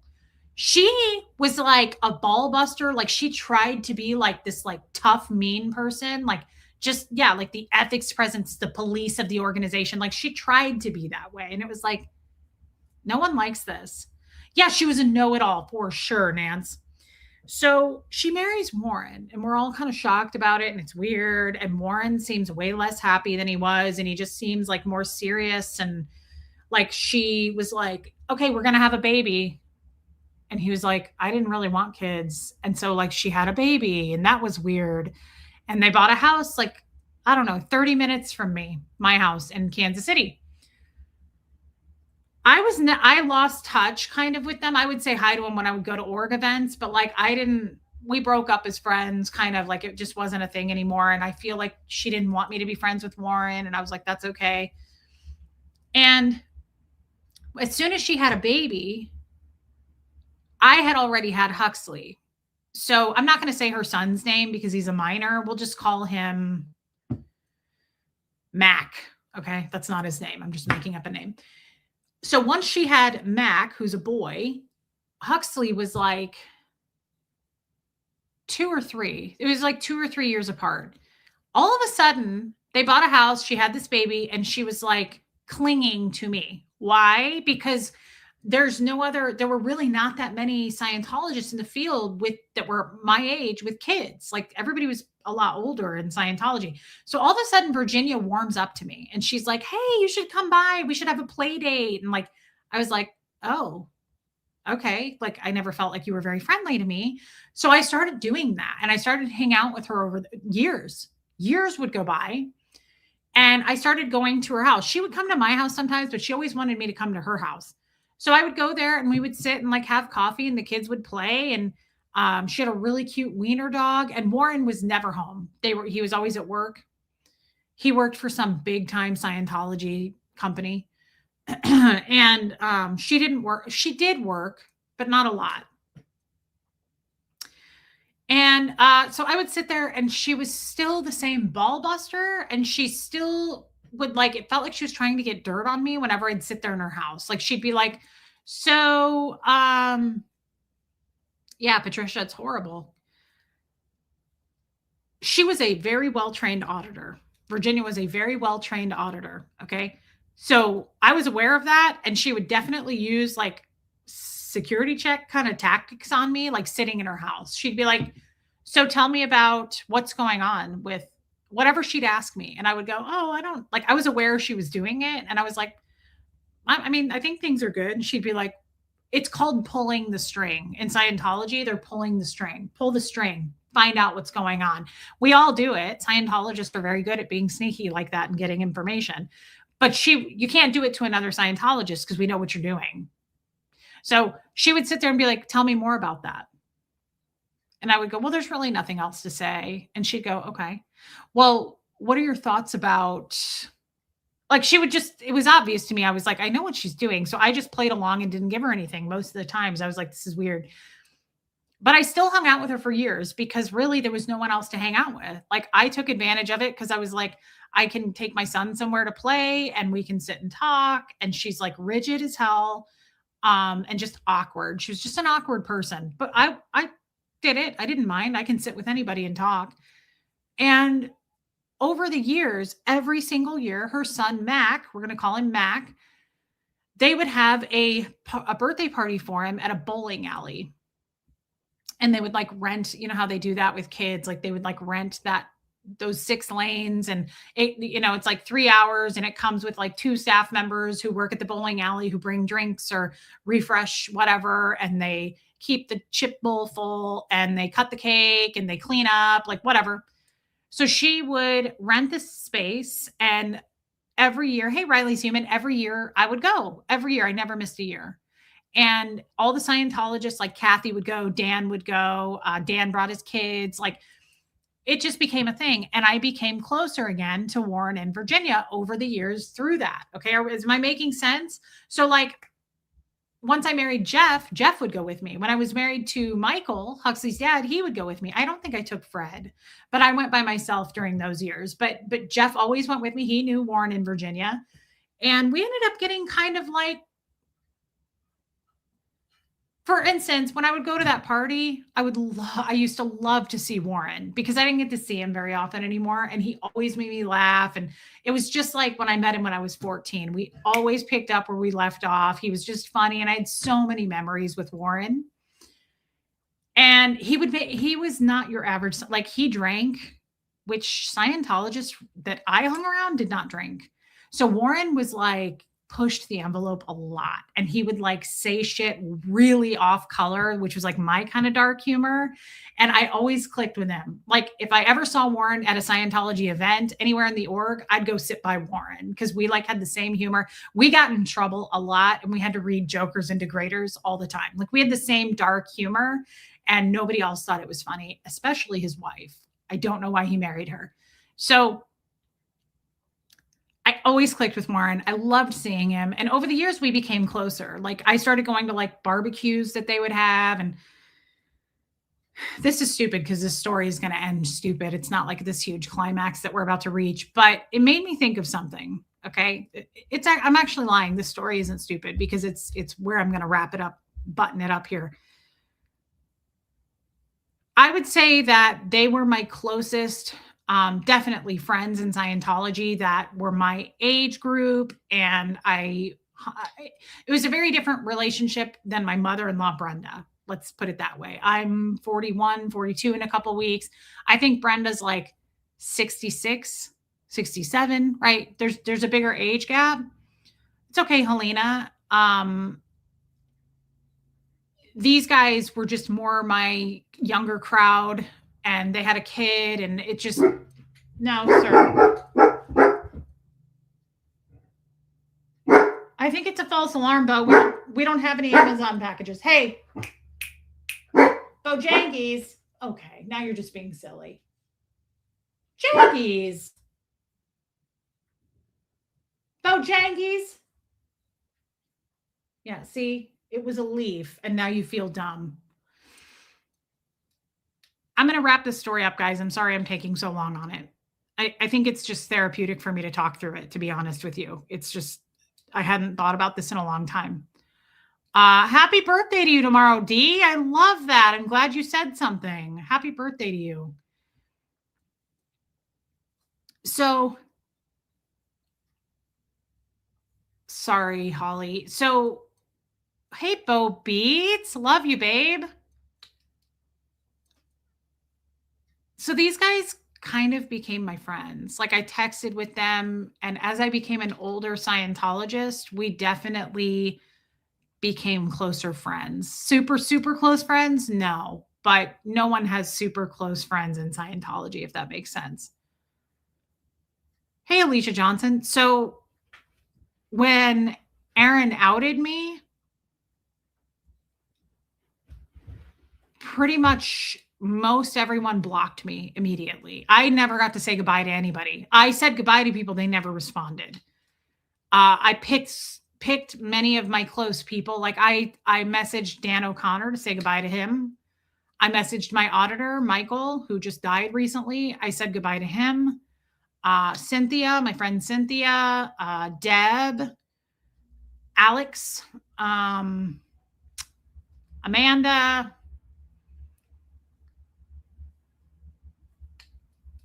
and all of those people blocked me. Some of them I wasn't even allowed. I tried to say goodbye. I was already blocked. So they didn't even get my goodbye message, I guess is what I'm trying to say. Word traveled quickly after Aaron outed me and they were gone.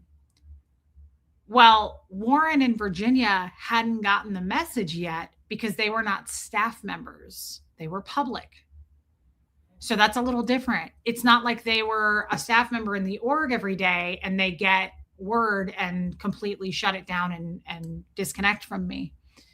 Hey, Debbie Gonzalez. So I was thinking about this the other day because the reason I was thinking about it is this is so gross. The last birthday party I went to for Mac, their son,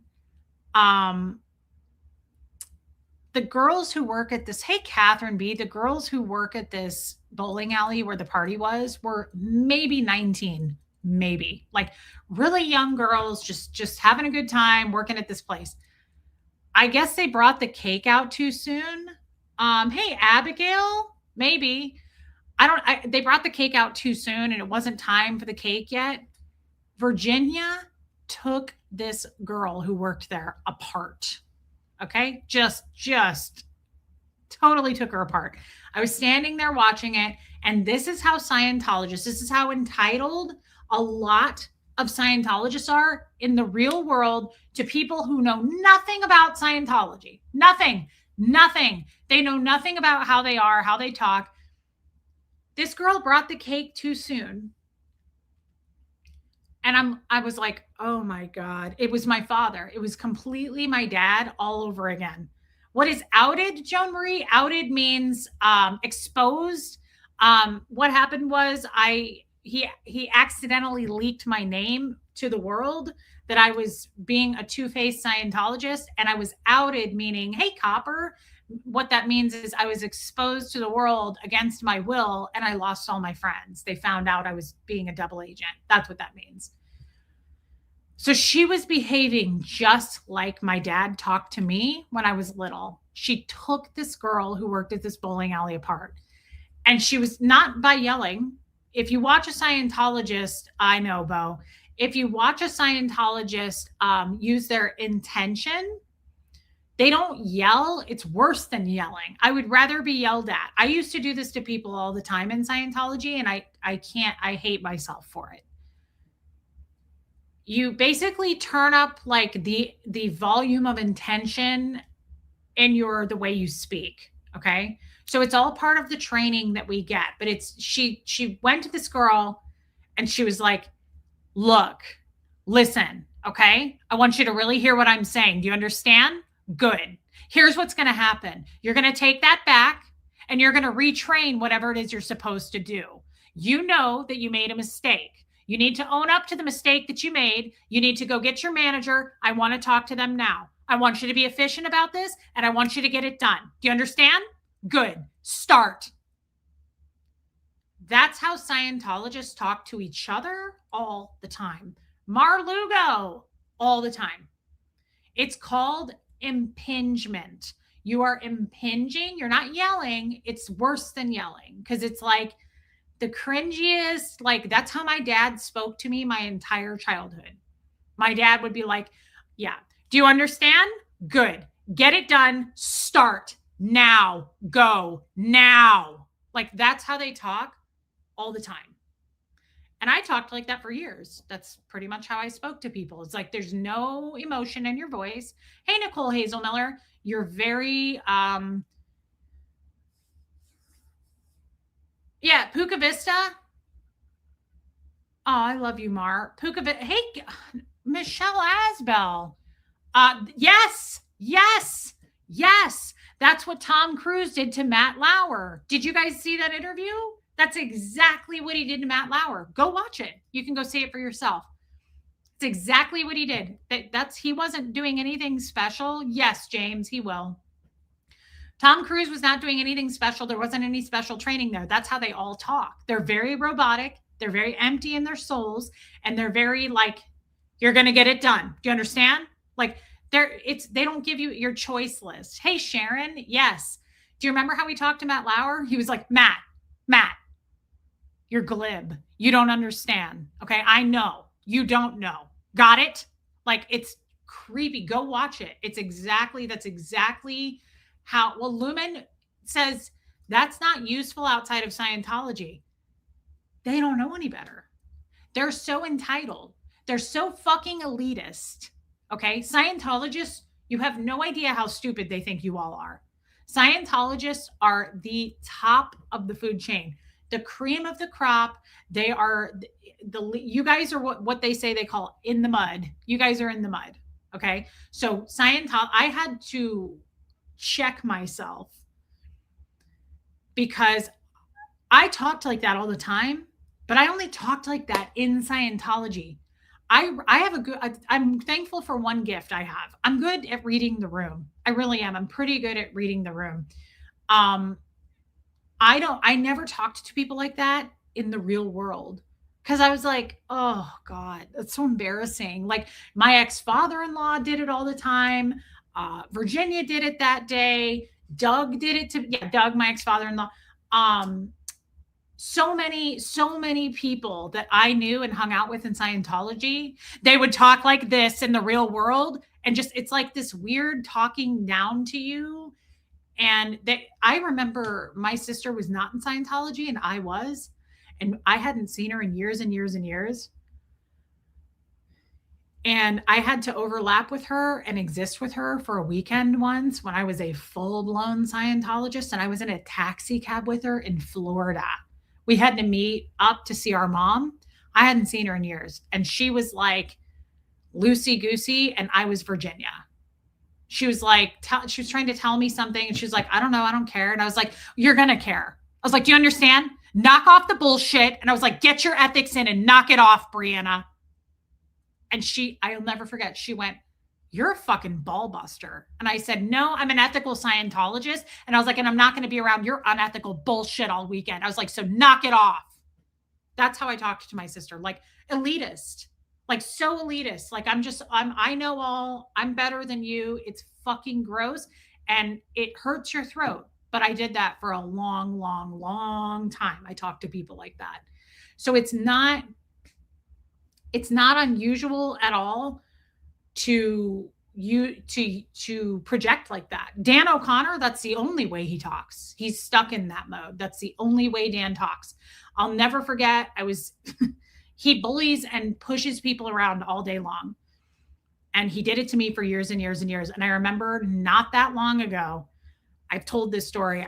He was ripping apart my friend Cynthia in a room, in the same room I was in. I was a public and I was sitting there writing up a report, and I was dressed all cute. I remember I had on this like plaid blazer and I was just really cute. And she was like, okay, I will. And he was like, knock this shit off. He was like, you do it again, you're going to be in lower conditions. Do you understand me? And she was like, and she was bawling. And he was like, knock off the HE&R now. And she ran out screaming into the women's bathroom, like bawling. And he's Mr. Hotshot, right? He's always been that way. And I don't know where this confidence came from this day, but I think I had so much unchecked fucking aggression toward Dan from him hitting me in the face with a fax machine when I was 16. I think I got super triggered looking back at that. He was 3 feet from me doing this. He screamed at me when I was 16 and hit me in the head with a fax machine, right? So he was doing the same thing to this woman, and I'm sitting there writing a report 15 years later. And she runs screaming into the bathroom, and I am triggered as fuck. Like, I was like trying to write this report. I was trying to pretend like he wasn't there. And he stood over me like this, like Mr. Ethics, right? He stood over me, breathing on me, and I could feel it. And I pretended he wasn't there for a minute. And I went like this. And he went, "What are you working on?" And I will never forget. I didn't even stand up out of my chair. And I looked up at him and I said, "Oh, you're not going to talk to me like that." And he went, And he walked out. And I was like, "Yeah, dude, I'm not 16 anymore. And you're not going to pop me in the side of the face with a fucking piece of office equipment, because we will roll around in a physical tussle on the floor this time." Because now I'm like in my 30s. And I was like, no, motherfucker, not going to happen. Thanks, Adira. Yeah, that's wild, but that's how they talk. So I thought it was very suspicious. Marilyn said he could clap back and she wouldn't respond. I believe she's trying to look good while keeping Goot calm. Of course she is. She's behind the scenes thinking she's the puppet master. She does run the knife order guy. Let's be honest. She's like a mini Aaron. She's definitely like Oz behind the curtain. Marilyn is certainly, who the fuck is so entitled that they're like, by the way, you can clap back and I won't do anything. Thanks for telling a grown-ass man how to handle his business. Like, no question, Marlugo, she is circling the fucking drain. Marilyn is a pathetic turd. Thank you for your super chat. Did you guys notice that she is not, this is her and Knife Order the same person. Where'd you do your time again? Tommy Scoville. Okay, but what yard were you on? What gang were you in? Me hate Reese. Super chats. Make me mad. I'm going to sit in my mom's van and record about it. She did the exact same shit. We were like, look at what happened. Here's all the evidence of what happened. And she puts up a post today going, Tommy Scoville did something in 1986 and I'm after you, Tommy. We see you, girl. You have been exposed. You're done. We're all laughing at you. You're a fucking laughing stock, both of you. You guys cannot speak to anything you've ever done. There's no accountability ever. It's just, look at Ecuador. Yeah, we see it. No, I'm glad you did, Mar. So all this to say, she took apart this person in the bowling alley. That's what made me think of her the other day. Total deflection. Look at that big bonfire over there, everybody. Yeah, exactly, Kim. So that's what made me think of Virginia. That's what made all of this come into my fresh mind, was her screaming at this girl, and not screaming. They don't scream. It's worse than screaming. Do you see what I mean? It's exactly what Tom Cruise did to Matt Lauer. It's worse. It's more embarrassing. I'd rather be yelled at than knock it off. You're not going to behave that way again. Got it? Good. Start. Like, that's typical. What I just did, I just went into Scientology mode. That's not an exaggeration. That's how they talk. And they'll do it in front of anyone and everyone. Like, it's a common occurrence. They're not even trying to hide it. Copper, she's a clout chaser, but she's also a love bomber. So she needs a group of people to feel cool. She can't stand on her own, Copper, I guess, to answer your question. So Virginia did this that day to that person in the bowling alley. And I was like, oh my God, it was just so embarrassing. I was like, God, this is awful. So it made me think of that. Super triggering. Yeah, Mrs. Pat. Do you guys know anybody else who talks like that? I guess if you're just like have a father who is like a raging alcoholic, but even then it's not the same thing. Scientologists are very specifically trained to talk like that. It's not yelling. It's like it's a matter of like efficiency and like get it done, and they're impinging. And it's definitely talking down to you, and it's making you feel like you are totally incapable of anything. So it's a specific trait for Scientologists. I've never met anybody else who acts that way and has nothing to do with Scientology. Does that make sense? Like, I've never, like, Jeff yelled at me all the time, but it wasn't the same thing. It was more non-Scientology. Like, he was not trained. Like, they're trained to do a specific thing. So it made me think of her. That's all I'm trying to get at. And what's sad to me is I looked back and I found our text messages. This is me in Virginia from, let's see if I can get a date, April 5th, 2023. So these are our texts, okay? Like we were friends, okay? Like this is our text. I'm showing you that to prove that like there's a quite a feed of texts here.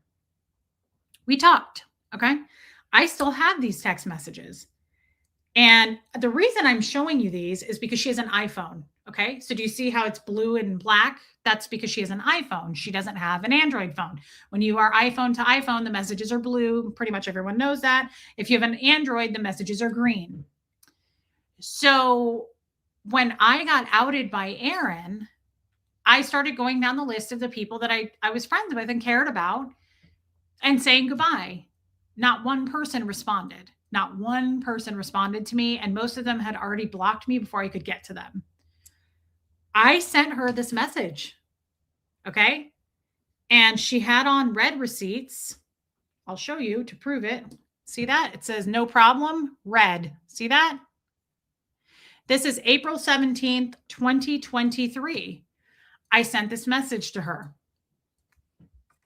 And this is sad. This is sad. I considered this girl a friend, as close as a friend can be. I said, hey, this is uncomfortable for me. You may already know about it. I wanted to say thank you for our friendship over the years. I've always really liked you, Mac, her son, and Warren. I believe I already have been, and not everyone knows yet. But if I haven't been, I'm about to be declared a suppressive person. Lots of people, including my family and Facebook friends, have disconnected from me already. I haven't had a chance to say goodbye to anyone except you so far. I didn't get a chance to. They disconnected so quickly. Thank you for being a good friend to me.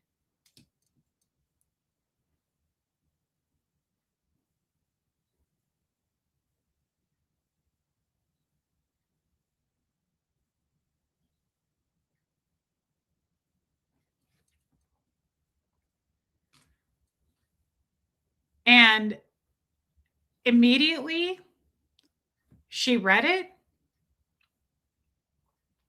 and it said red and then it turned green.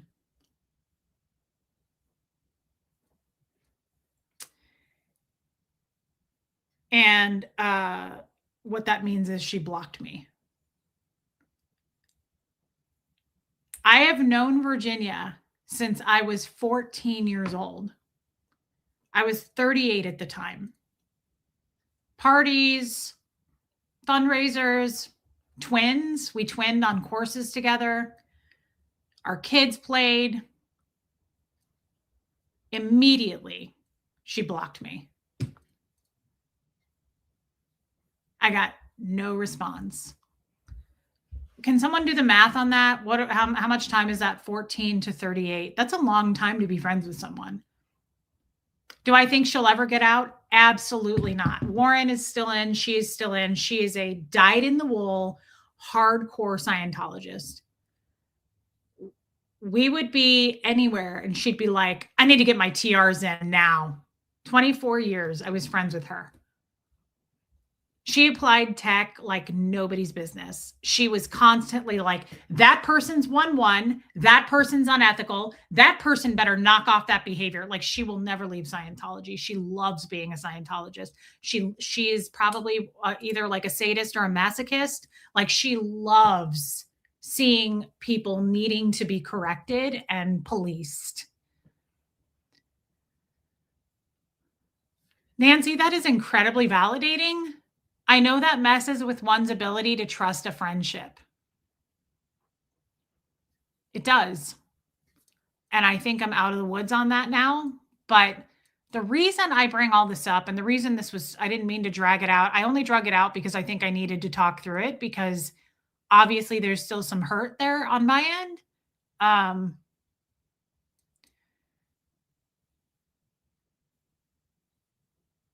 I have real, true friends now. And for those of you, if I pray to God, there's people right now watching under the radar. I really do. I hope before there's haters watching, I hope there's people in Scientology watching under the radar. Because what I have to say to you is take a look at that. That's not normal. That's what my father did to me when I was 16. Just walk away, say nothing, and just move on like nothing ever happened. That's not normal. They don't want you to have friends. They don't teach you what friends are. You don't know. No, Bo Beats, no. You don't know what true friendship or bonding with a person is because they don't allow it. They do not want you to bond with someone because then what does bonding do? Well, it creates closeness. What does closeness create? Possibly keeping secrets between each other, right? Like, which is there's nothing wrong with that. If you have like a best friend, what's wrong with keeping something between the two of you? Nothing. But they don't want that. And so it made me really sad. I just pulled that text up the other day and I read it and I was like, God, that's just so sad. I'm glad I have it. You know, at least the story, I can prove it to you guys. It's a real story. It happened. You can't even trust your spouse. But it's so sad to me that I was in a friendship with this person for 24 years. She's an example of there's hundreds. There's hundreds just like her that I said goodbye to and they had already blocked me. And now I have these new friends who are the scary, dirty, unethical people in the world that they told us you were, right? They told me you never trust a non-Scientologist. You're never friends with one. They're criminals. You guys are criminals. According to Scientology, you guys are criminals. Linda, it's finally happening organically for me now. I really, really still, this is why, hey, Darius. Yes, thank you. And I'm so happy to see you. I think about you a lot. Thank you for being here. It took me a couple of years to get to this point and realize that life is really, truly, I mean this, not worth living without real friends. Friends you can't buy. They're not replaceable. Like friends are so deeply meaningful. Human relationships and connections mean so much more to me than I ever was told mattered. People throw people in the garbage in Scientology. People throw their children away. My father snipped ties with his child, his offspring, all three of us, like he was throwing out a piece of gum. Here's to being a smooth criminal. I love you, Marlugo. Thank you. I love that you're here. Thank you for your super chat. Thank you, Patricia. So, looking at that text to Virginia and looking how she trashed me, she just threw me away like a piece of gum after 24 years of friendship. It's bizarre now that I'm on the other side of it and I'm out in the real world and I see how amazing and beautiful and colorful and bright and the potential There's a ceiling in Scientology, like not here. Like you can do anything, you can be anything, you can talk to anyone. There's no fear. I don't have any fear. I crave friendships now. I appreciate and value my friendships. But to the people in the beginning who I didn't value, right? Like some of my ex mods, Keela, the Jimena girl, like they didn't want my friendship. They wanted that stuff to happen so they could be a victim of me. And poor me, I was so abused by Reese. Those people are the same people who are like Marilyn going, well, everybody has a past. And we forgive the knife hoarder for being a liar and getting tattoos and hating Black people. It's okay. Everybody has a past. But I get no fucking grace for coming out of a cult that puts no value on human relationships. And I've apologized for it. And they still can't see that, right? Like they still are like, no, you're an evil person. Reese is just evil. Nope, don't trust her. I don't care. I would never want to be friends with those people. They're horrific, fucking hollow people. Yes, Mar. And now I really truly understand, like, I'm closer with my son. Like, I'm closer with everybody. It's repaired. I didn't, my brain was rewired. I didn't have the tools to value or put any importance on being a girlfriend to somebody. I didn't see how that was necessary, right? Love you, Bo Beats. Now I do. And I see how valuable it is to have all of these people. That's why this channel is everything to me.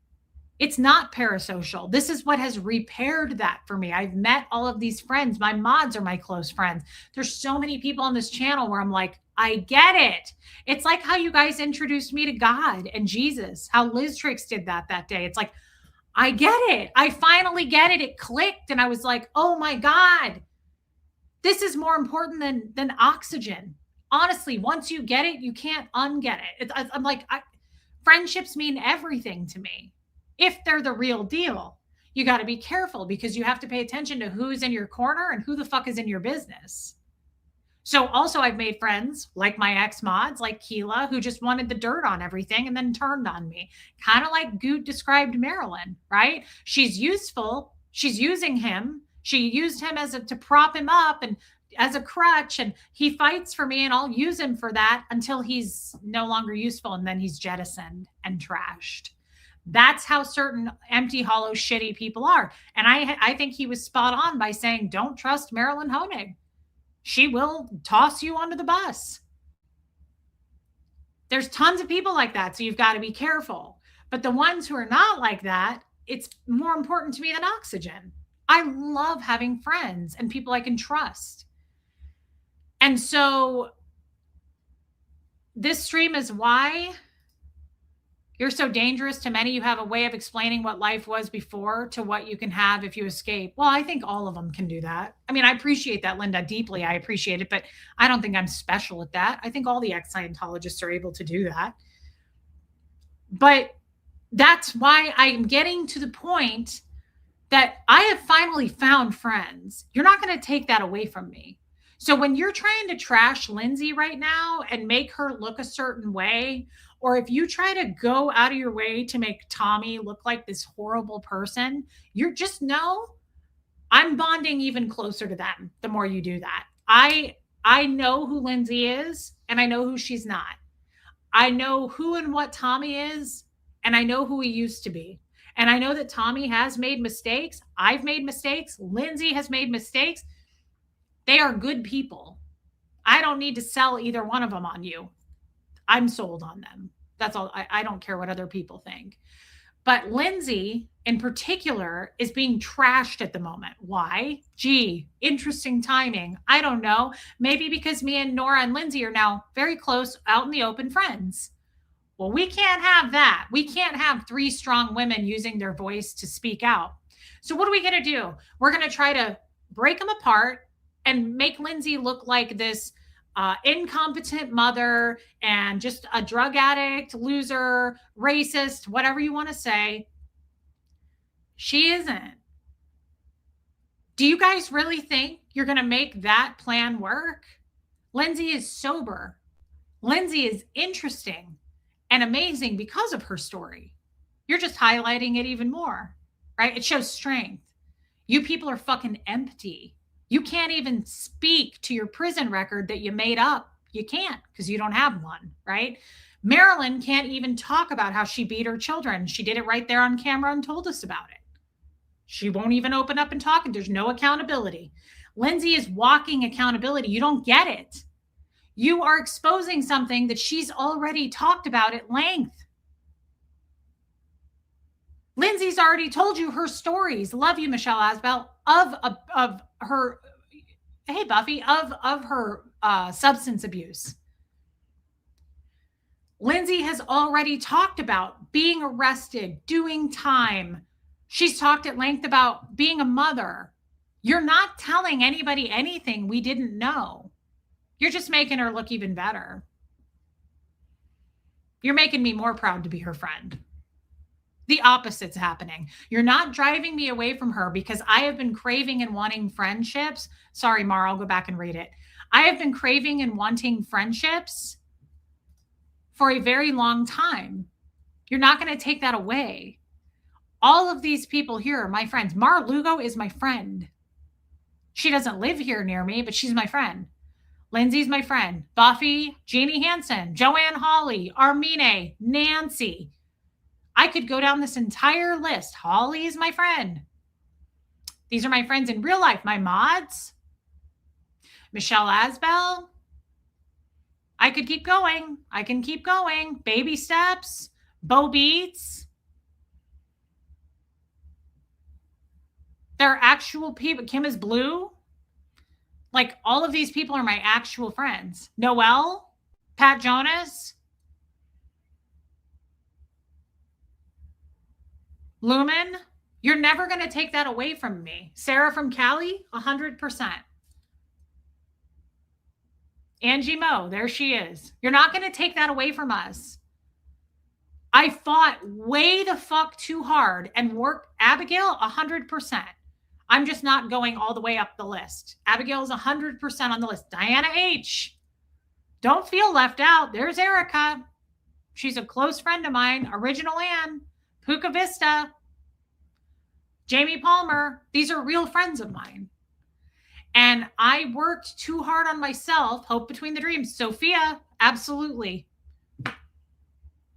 Megan Roberts, I had no idea what friends were. And now that I have them, I value it so much that I never, ever, ever, ever want to go back to the way I had a friendship with Virginia. I never, ever want to reach out to someone and go, hey, I've been declared blocked. I never want empty friendships like that again. And if I'm going to get empty friendships like that again, I'm going to go back into Scientology. So that's never going to happen to me again. I fought too hard to get friends, and I know who they are. Mar Lugo, definitely my mods. 100% my mods are my friends. Why do you think there's never been any mod drama since all those assholes left my channel and created and stirred up all the shit they stirred up? Remember that? Reese did this and Reese did that. Oh, interesting. Interesting that none of that drama has ever happened since you assholes left. I have had the same mods. Hey, Margie Barr, I've had the same fucking mods. No drama, no nothing. We're a tight-knit community. Nobody's hard to work with. Nobody's stabbing anybody in the back. But interesting how Jimena, Keela, who else? That John guy. How many? There were tons of them. I don't even remember their fucking names at this point. They sure remember me. I don't even remember them. They're still stirring shit up. Still talking about all that drama. But how interesting that I have, 10 mods, 9 mods that are not saying a word. We don't have any issues with any of us. We're tight knit as hell. Interesting. Rachel, forgot about her. Yeah, Lumen. Interesting that they're the fucking common denominator. That I don't go through mods like water. Nope. Interesting. Interesting that I'm so hard to work with and a backstabber that I've kept the same people for years now. Maybe we shouldn't just blindly believe everything. Baby Steps, this is a giant super chat. Scientology set you up not to trust. 100% so true. Your experiences after coming out with people who said they were friends and then turned on you only further ingrained a lack of trust. But you were not willing to let that be your life. Such growth. God, I love that. And it's because of this channel, Baby Steps, and therapy. I cannot say how much therapy helps me. I've been in therapy for years now. I don't think I would be where I'm at and have the feelings I feel now if I didn't have therapy combined with this channel. It's the magic elixir for me. It's just the exact thing I need is this channel where all my friends are. This is my job. I get to come on every day and see my friends and talk to my friends, laugh with my friends, tell silly stories, get your feedback. Hey, Nicole Bell, he's doing a little bit better. This is the best thing I've ever experienced in my life. And I love what someone said years ago. Aaron pushed you out. We caught you. You guys caught me. You have remained true to me and my friends ever since. That's why Aaron, Marilyn, the Nazi Cookie Monster, those people are not really going to take my channel down like they could before because the people who left are gone. We flushed them out. The people who stayed, you're going to have a hard time getting them to leave because they chose to stay through the long con, through all the hate. These are the true people that we wanted. This is the list of yes. These are the winners that I want around me. These 18,000 people are the ones that I want here. The 4,000 that left, I'm so glad that they exposed them all and they're fucking gone. Right? That's how I feel about that. So good luck trying to take my channel down now because the other problem is they've thrown everything at me. They've thrown the entire kitchen sink. Reese is this, Reese is with Tommy, Reese is abusive, Reese did this. They dumped way too much on all the things I'm guilty of too soon. There's really nowhere else to go. You can't back me in any more corners. Like I'm not guilty of anything else. They dumped it all too soon. Baby Steps, that is the best comment. And I love you. She is a close friend of mine. Thank you. And I love you. Thank you for the giant super chat. The long con, never heard of it. Exactly. No one cares anymore. I love this woman. It's truly scary how Scientology has that much power over people, over their minds and the damage they cause. It's hard to just imagine a so-called religion. I say that term loose. It's so sick.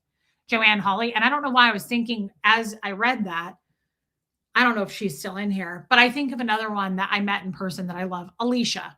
I don't know if she was in here in the beginning. I'm not gonna talk too freely about the connection I shared with Alicia. She's amazing, but I met her in LA and she put me up in a hotel. She drove me to the airport. Joanne, I love you. But we sat in a car like talking for hours, more than once. I spent a lot of time with Alicia. There she is. And I love that. I love her so much. Like there are some pieces of advice and guidance that she gave me.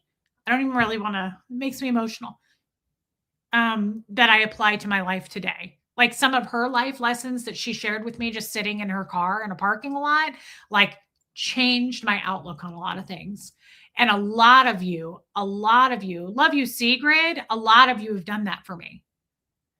Every single one of you have like given me that gift of things that I'll never forget.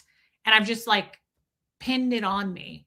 I feel like the second Alicia did that, I peeled a layer of Scientology off and like stuck that onto me, that little badge. And then like that happens with my mods, Joanne Hawley, Liz Tricks, Armine, Holly, Debbie Zito, Meredith Lynn, like all of our Zoom call people, every single one of them are special because I attached something to me, right? I love you too, Hope, big time. You shared a very sad story once with us in your Zoom call. And I just appreciate all of you guys being open and vulnerable back. Yeah. Thank you, Marlugo, again for your super chat. And yes, my mods are incredible. There's Lydia. Why am I giving you money? Because I just manipulated you and Lucas. And I love you, Lydia. I was like a little baby bird. I hate to sound like a victim, Big Z. I don't want to sound like a victim. I don't like the word victim. I don't like any of that. But it's true. I was like a toddler needing to learn stuff. I needed to crawl before I walked. I needed to walk before I ran.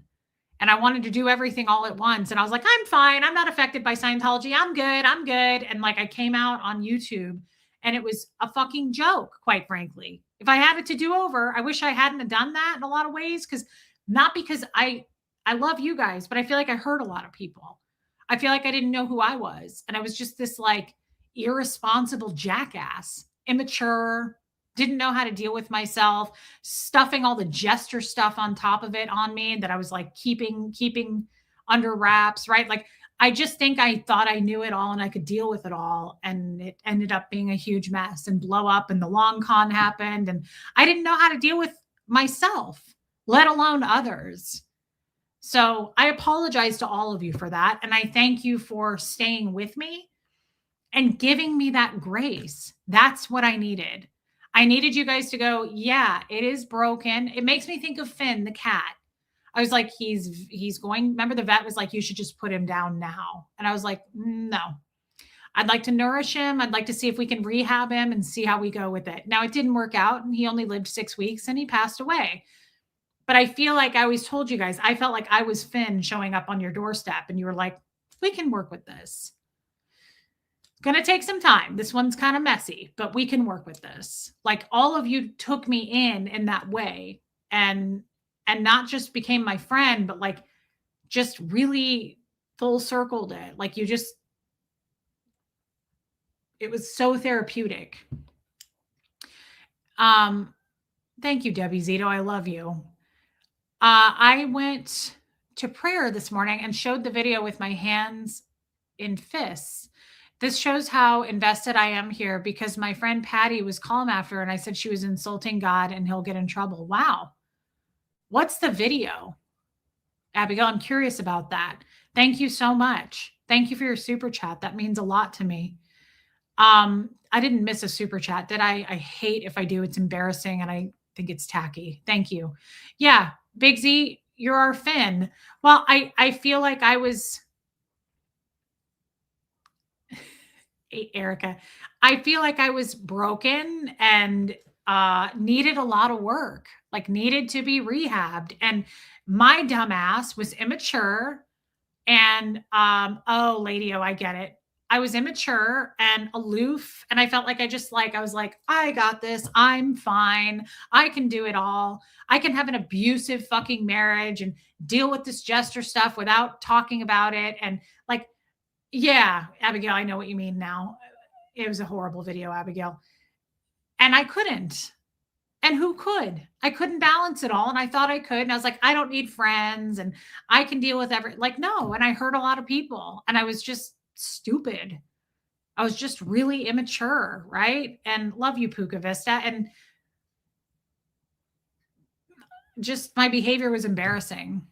And I took a lot for granted, and I think I just was being a Scientologist.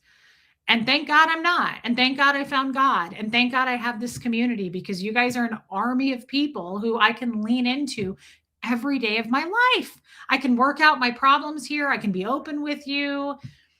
Thank you, Jody. I love you. And I love all the new people. Like, not only do we have the people from day one, don't forget the new people. They're just as amazing. Like, they just fit right in. And I hope we continue to get more. If we don't, we don't. But I love, love, love this vibe of this community.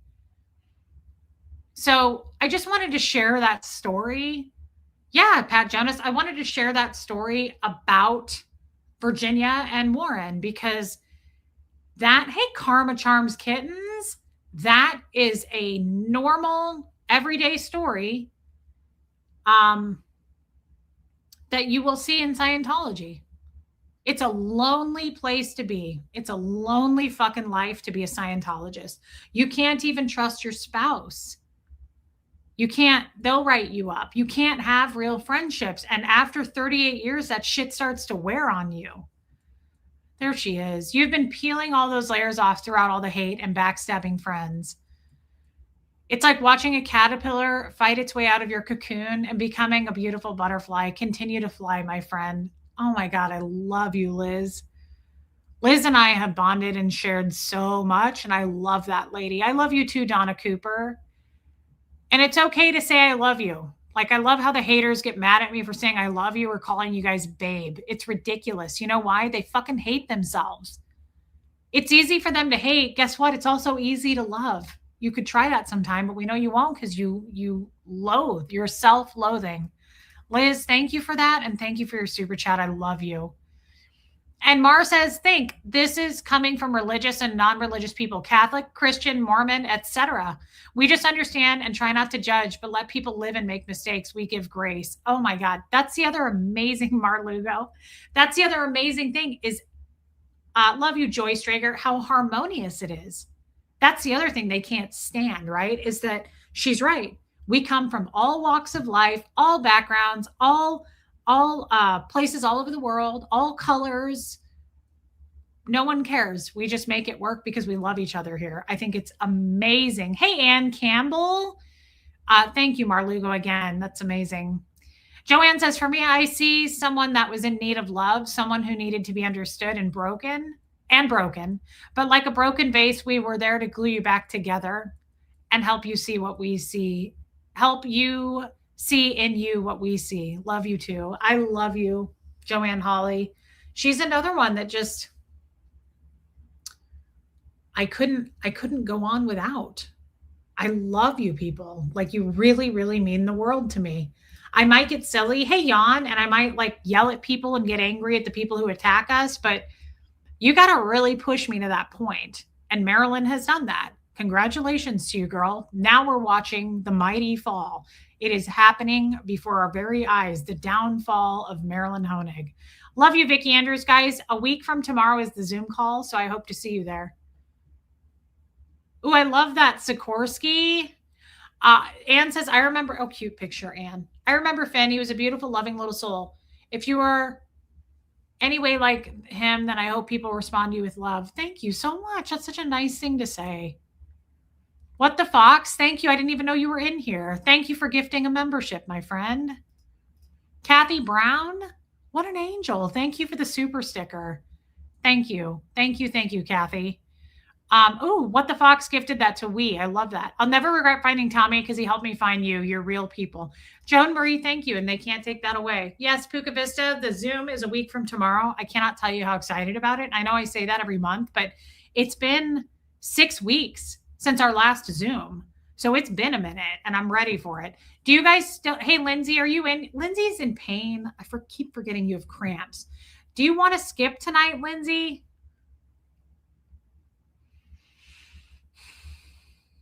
I hate when I have cramps and I've been talking for over 2 hours. I don't know if she wants to do this. I think we are healing something, and I'm glad I found a beautiful community. Kathy Brown, because it's real. It's real. And you can come or you can go. Nobody's asking people to stay here. By the way, hit subscribe. Yeah, same with Aaron. I found you there. Yeah, Marlugo. And can you imagine us being apart? I don't want to ever unfind you, if that makes sense. Lindsay, do you want to still hop on and do it? We could just do like an hour, or we can do it. I could try to make it work tomorrow. Tomorrow's Father's Day. Oh, okay. She is going to stream.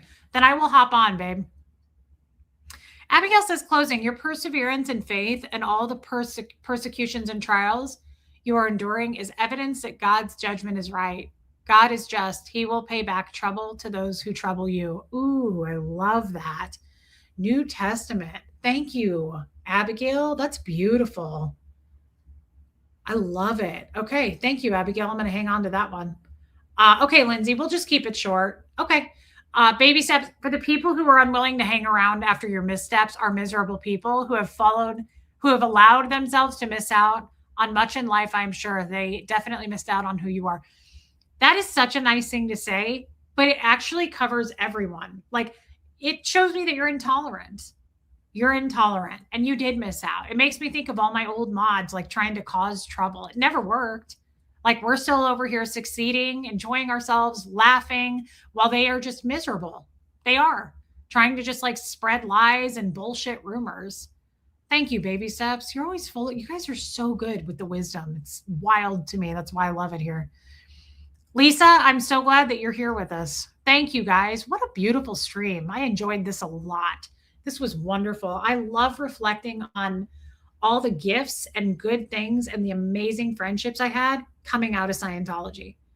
I hardly have any good memories or gifts or anything like that in Scientology, except in the outside world, like the seniors I worked with, of course, my child. Like there's good things, but when you just narrow it down to my time in Scientology, very little good things happen. And now my life is just daily gratitude. Daily, I'm grateful. I'm like, thank you, Lord, for being able to make this my job. I actually make money doing this. It is the best situation I could ever imagine. It's like I feel like God was like, here's a gift. You're welcome. Like I have never been more thankful or happy that this is why I don't like to take a day off. I don't like to I skip like 1 or 2 days a month because I get weird about it. I'm like I need to go talk to my people. I need my people. I think about you all day long. I'm like I think we'll add that today. I'll just like tab it in my head. I'm like, "Oh, I want to talk about that." Ooh, that's an interesting topic. Ooh, I just learned this. I want to talk about it with my whole group of people that I love. Yeah, I love this. I, for one, am glad to see the shakedown of dark souls and rats jumping ship. My heart is warmed by the show of support from the chat, mods, Nora, and Lindsay. Well said. Thank you, Default Fight. It started off shitty. This stream started off shitty. The first hour sucked, but I think it did get better. That happens to me a lot. Thank you, Debbie Gonzalez. I stream every day because I want to be here with you guys. It's a thing for me. I really have grown so close to you guys that I'm like, I don't want to skip a day. Here's what I'll do. I think I've just decided I don't like to take days off. It's just not good. But like once or twice a year, I think when I go see Tommy, I will take some time off there because that's true quality time I want to go spend with him. And I don't want to be like, oh, we got to stop dinner because I got to go stream. I want to just be able to see him, enjoy my time with him. I only get to see him like 2, 3 times a year. So I want to make the most of it. And that's my time off. Otherwise, when I'm here, I'm here. I'm here for you guys and I'm in it because there's too many things I want to discuss. There's too many things I want to break down and talk about and like really get your feedback on. Okay, I feel like I overdid it. I do too, Riley's human. I love you guys. Thank you, Jody. I absolutely, yeah, it's like just we're all just in a room sitting around, like just enjoying each other's company. This is my favorite thing in the world, and I hope it never ends. I hope that this isn't like it's going to fizzle out in a year and like everyone leaves and it's not sustainable anymore.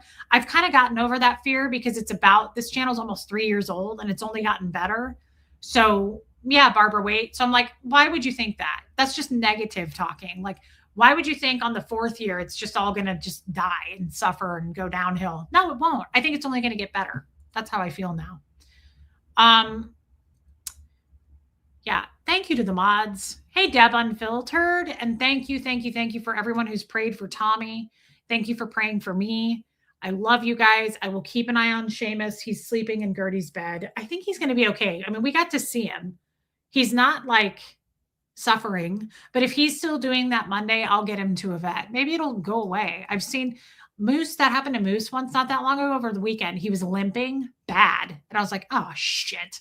But again, he's an indoor outdoor half feral cat. So I was like, And then Monday when I called the vet, I was like, he stopped.